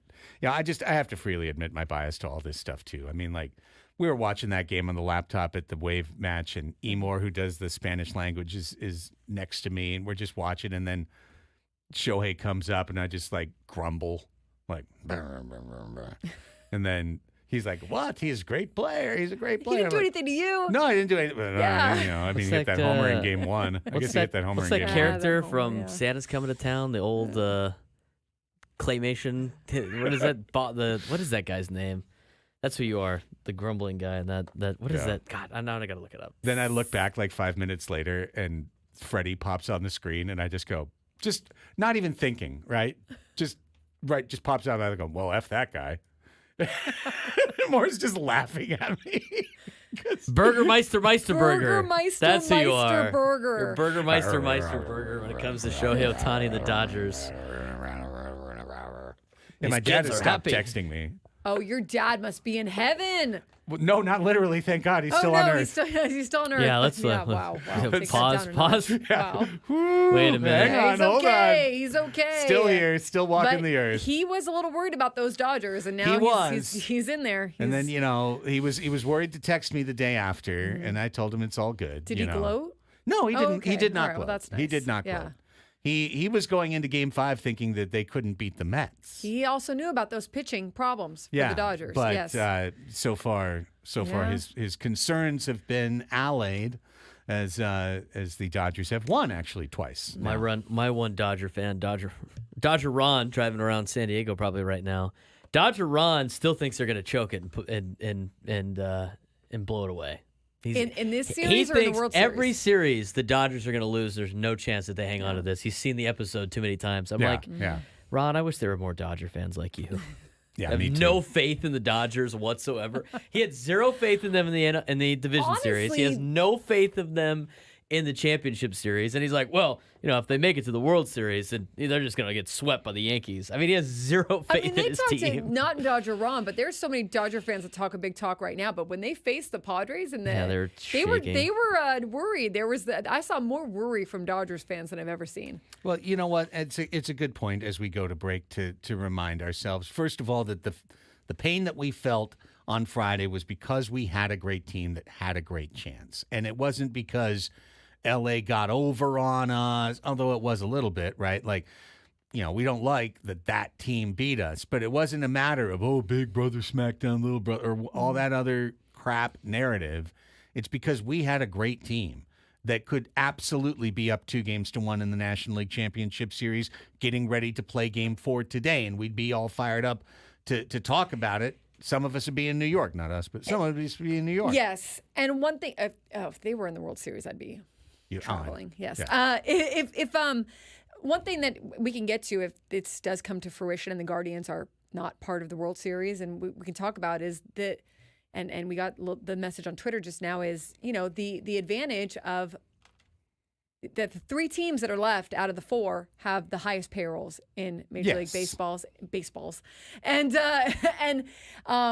sometimes I do think, like, when you get like a Rangers or the Diamondbacks or whatever, you kind of can continue to talk about, well, hey, look, these are teams that don't have the highest payrolls, but they're still making it to the World Series. And this year would be an example of that not happening if any team makes it but the Guardians. Yeah. No, that's a great call. Yeah. All the $300 million teams have made it to the end. Yeah. They're So- like, yeah, we'll pay Yeah. the luxury tax. We don't care. And, I'll just say in baseball's, not defense, but just in their favor, that hear you.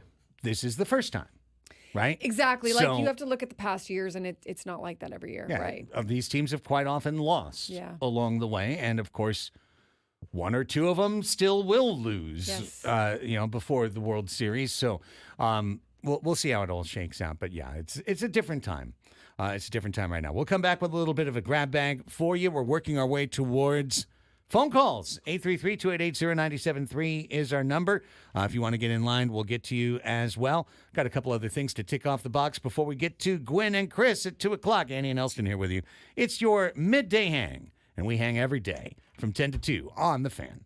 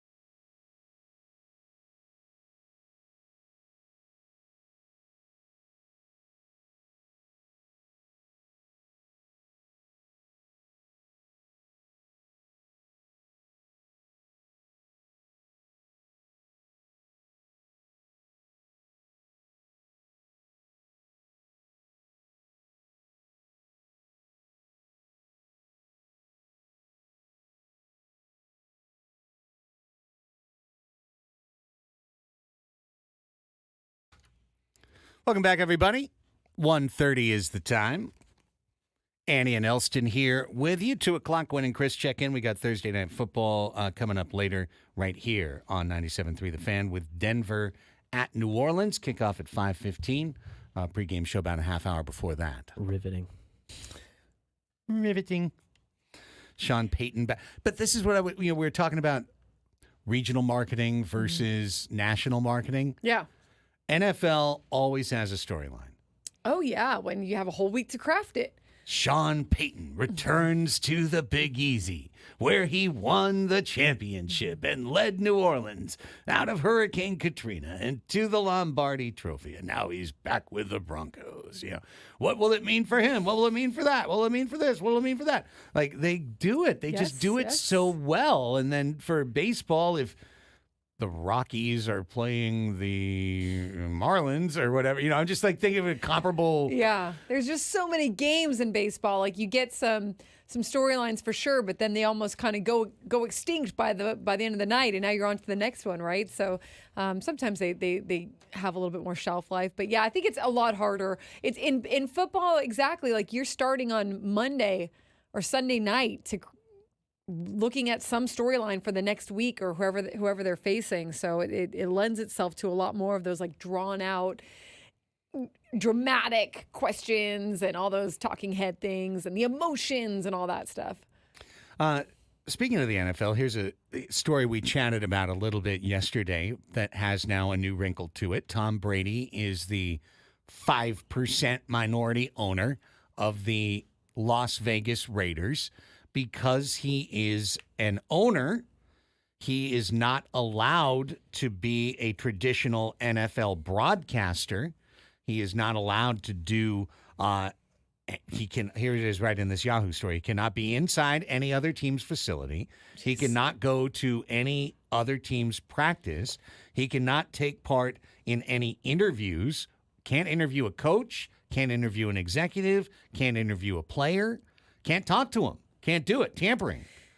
So the only thing I would say here is like, obviously Tom Brady has played football and knows football and probably wouldn't need to watch a practice necessarily. But I remember when the Chargers were in San Diego and the broadcast crews would come in and they would spend Thursday, whatever, if there was something on Friday, then they would be inside the building, then they'd have their broadcast meetings. They would be talking to coaches. They would be talking to players, even if just to get something on the side.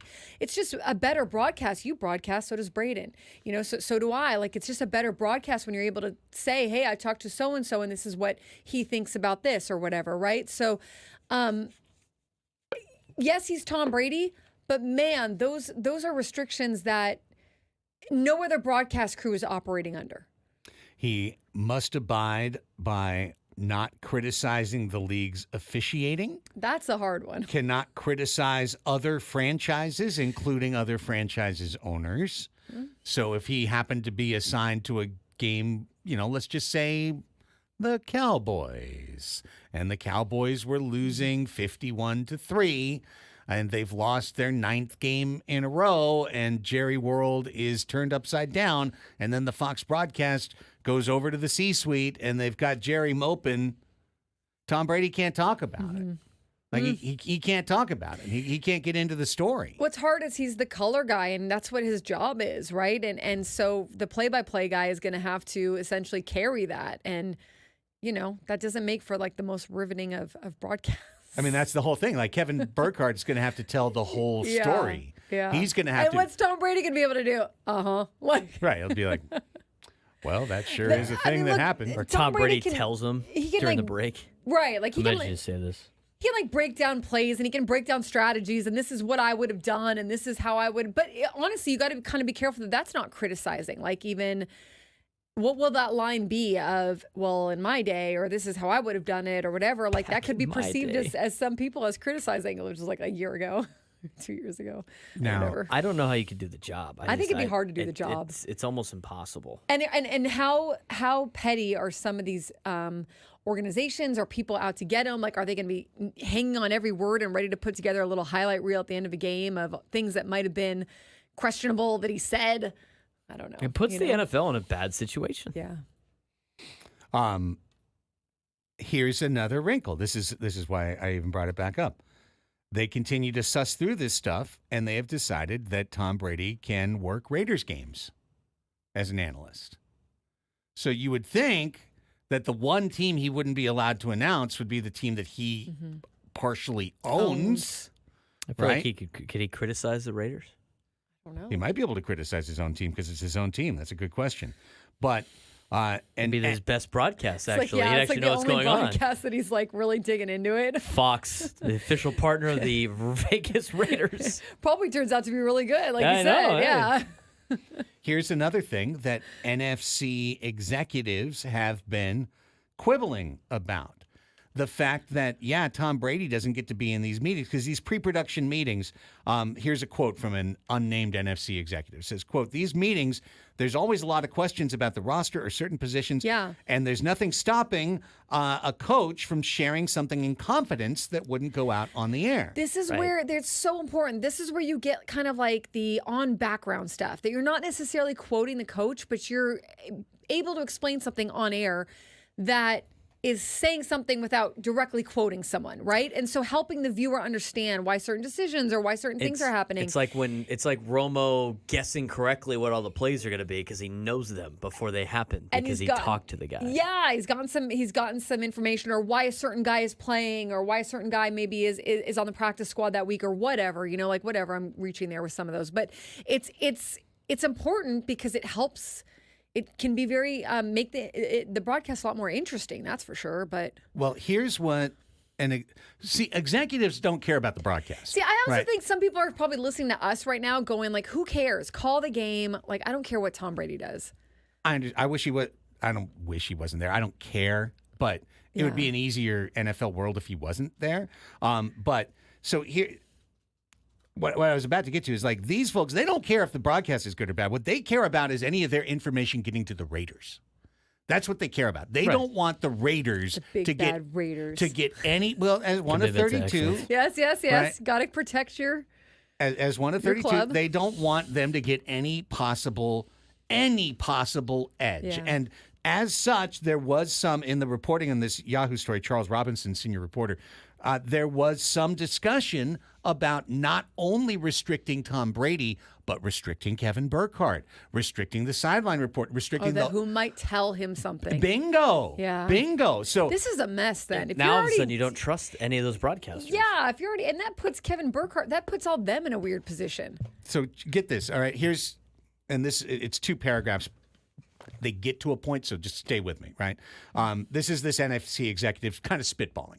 And he goes, what if during meetings, Kevin Burkhardt finds out that he's talking about a Browns game because they had just done a Cleveland game, right? What if during meetings, Kevin Burkhardt finds out that Amari Cooper and Deshaun Watson are having some problem or that they've lost confidence in him or whatever? That's a good thing to know if you're looking for a receiver in the market. And then he goes, Amari's probably a bad example because he already played for the Raiders. But Brady's done some Cowboys games. So let's say it's Brandon Cooks instead. If the Raiders are in the market for a receiver at the deadline and he's got some insight that the Cowboys are kind of done with Cooks, well, that's really helpful for the Raiders to know. Yeah. It's information that could be used against Dallas, knowing that they are done with the guy. And Mark Davis is already saying that Tom Brady is going to be a big part of their football decisions. So how do you separate these two worlds? That's the end of the quote from the executive.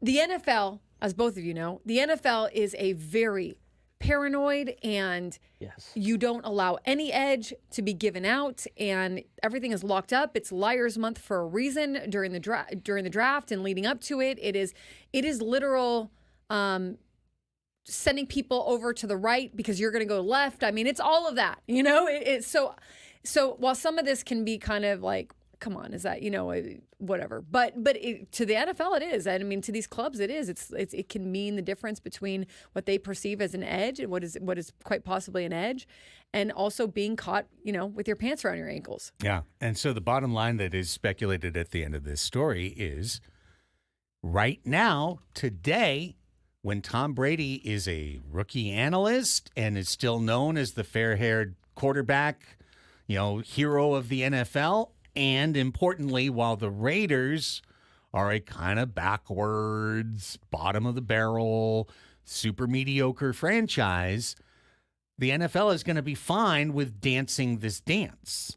And they'll be okay, and there'll be wiggle rooms, and there'll be some people grumbling over here, and there'll be a grumble over here. But in the end, they'll be cool.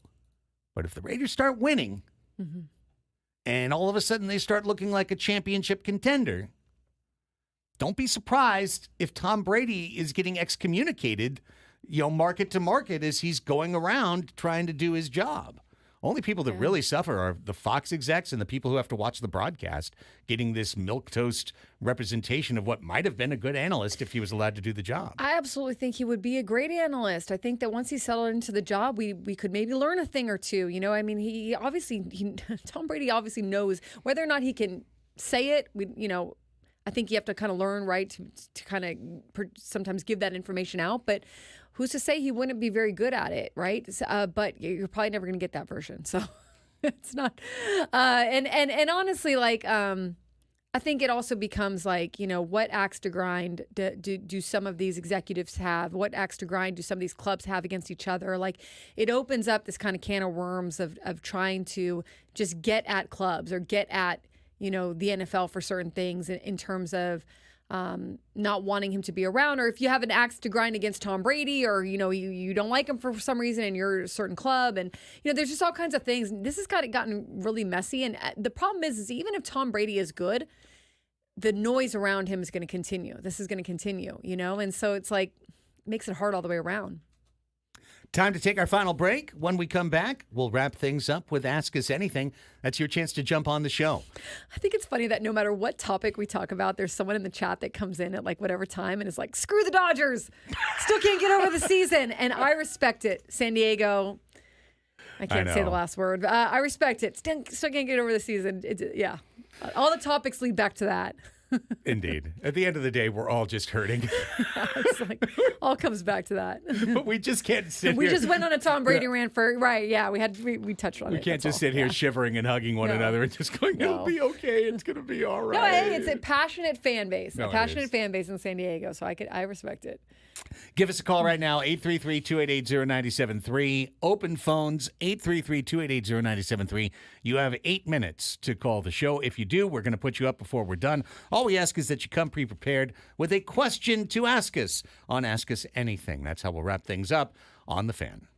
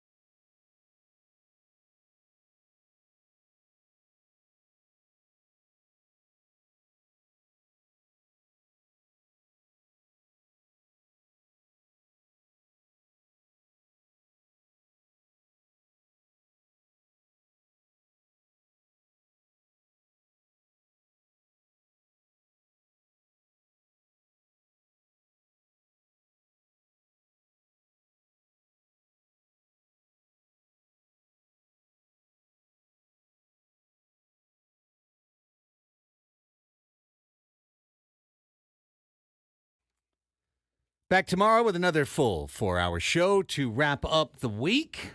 It'll be a fun Friday, as always. We're playing Fast Money tomorrow. We've got Ben Clemens from Fangraphs on. We'll talk to the man directly who brought Luis Ariza's relative lack of run-scoring production, etc., into the conversation over the course of the week. And we'll get it straight from him. We'll get into it. We've been threatening to get into it. We'll get into it tomorrow about Luis Ariza. Well, he had a lot of numbers and such. And so sometimes it can be good to hear from the source on that, right? And get some explanation beyond the numbers. Yes, perspective on that. Yeah, get some context, because a lot of times numbers are then held up as a literal argument against the argument. Like, well, you're giving me numbers. Like, no, but okay, what are they about? No one just sat around and scribbled stuff on a piece of paper and then held it up to you. What's it all about? So we'll talk to him at 11 tomorrow. Of course, Media Melanie will be along with Crossing Streams with a television streaming recommendation as well. In future weeks, Mikey Varas is lined up, the San Diego FC head coach, to join us in a couple of weeks. We're getting everything charted out for you. It's the off season. We had it so easy from March 20th all the way through till last Friday. Games every day. Just all the time games. All the time Padres. We're figuring it out. And we're still bringing you a lot of Padres as well. If you'd like to call the show, you've got a minute. 833-288-0973. We had 3 people on hold, and they all hung up during the break. Hey, call back. 833-288-0973. Otherwise, I am forced to reach into the random deck of questions. Please, someone call back. Like now. Why do you hate these questions so bad? What if the question's good? It reminds me of like first date questions or something. They really are like first date questions. I got to agree with you on that. Like mixer questions? Yeah, like First day of school, like first day of high school. Like, tell me your deepest thoughts about such and such. And you're like, how about what is something you no longer care about? Annie's answer, this segment. This segment. Got And this deck of cards. Got it. Okay. What is something other people find gross but doesn't bother you? The word moist. I don't like the word moist. People like make a big deal about it. I could literally care less. Couldn't care less. It does not bother me. It's just a word, guys. Brandon says most overrated fast food. He says, for me, it's In-N-Out. Now, the only reason I would disagree with you, Brandon, there is because In-N-Out is still relatively inexpensive. So I feel like it would be something for me more that's like very expensive. Or that's like getting like an $11 coffee now. I swear, like coffee's like $11. You know what's overrated? Cane's is overrated. Oh. Raisin you and Cane's my is son overrated. agree. It's overrated. I had it in Texas, so it wasn't a big deal. But like when they came out here, everybody's like, "Oh my God, it's Cane's!" It's like they just sell chicken fingers. I mean, it's good. Like I don't want to just rag on Cane's. Yeah. But I'm not waiting in 2 drive-through lines to get chicken fingers and sauce. Yeah. It's not that good. Yeah, my son's 8th grade class at St. Martin's loves Raising Cane's. They just had a Raising Cane's thing, and that was my son's hot take. He was like, it's just the sauce. It's overrated. Oh, Doesn't wow. matter. I prefer Chick-fil-A sauce over it anyway. Yeah. People are in on it. Yeah. I'm not a huge Cane's person. I mean, it's good, but like, I'm never like, you know what? I really want to go get Raisin Cane's right now. And people are like that. that's not me. Let's welcome Emily in El Cajon. Emily. Hi, Emily. Ask us anything. Hi. Well, I've been wanting to know this answer for quite a while. It seems very simplistic. Well, what were the first jobs you ever had, and were you having thoughts of doing broadcasting? First broadcasting job or first any job? First any job, right? The very first job you ever had. Yeah, right on, Emily. Thanks for calling. Starbucks barista. I was a dance teacher, and then my first like retailish job was Cold Stones. You worked at Cold Creamery. Stone? Yeah. Wow. But I was a dance teacher like since I was like 16. Making the ice cream on the little cold tablet. Yeah. With the The mix-ins. stone tablet. And I worked at soup plantations. That's right. Stirring the big cauldrons of soup. Oh yeah, yeah. R.I.P. You added soup all the messy plantation. Getting soup. burned on my arms, my wrists. People making a mess. Side of my hands. Just burns. The one in nothing but Del Mar burns. has been gone since COVID, and the sign is still up. I just saw that the other day. I wish I could go back. Oh. If there was one, I could go Isn't back there like to. a sweet, I'd go isn't there back like today. sweet tomatoes? That's part of the franchise too. I think my wife told me there's still one here in San Diego somewhere. Oh, really? Yeah. It's not in La Mesa. Certainly not. Yeah. I would be there Good tonight. question, Emily. Yeah, let's go to Lisa in Carmel Valley before we get out of here. Hi, Lisa. Ask us anything. Okay, you guys, it's your birthday and you have a private chef at your house. What do you want them to make for you for your birthday? Damn. Private chef. Oh gosh, I don't. That's hard. That's hard. I usually get Mexican food on my birthday of some kind. I would want a private chef Mexican food dinner. Just gonna steal your dinner. I wouldn't want. No, see, I wouldn't want that though. As a private executive chef, I don't need him to make it like greasy with Mexican potato food. tacos. No, like maybe make it like a little less greasy or something. Like make it like Maybe more like flavorful. I've always wanted to try to make a beef Wellington. So maybe if I had like Gordon Ramsay at my house, his beef Wellington. Yeah. I mean, honestly, Lisa, I would ask my gourmet chef what his or What her his specialty is. specialty. Exactly. Yeah, and then if it fits my Yeah. taste buds, I'd say yes, and maybe Maybe the like next a nice piece of fish or something, like, or like welcome. Chilean sea bass. yeah, it's Chilean sea bass, exactly. stuff. Oh my gosh, welcome world-class A chef. nice steak. Now make me Kraft mac and cheese. I was just gonna say, dude, like truffle mac and cheese or something. Is that? Although you know? I feel like they would really, like real truffle. they would not- really Good jazz question, up Lisa. some Thank basic you. stuff. That'd be Yes. great. Oh, that's Great it for the question, show. great Yeah, that question, was a guys. lot of fun. Always love that. We got to do more. When we come back, it'll be Gwen and Chris, and we'll be out of here. But then we'll be back at 10. See ya. Bye.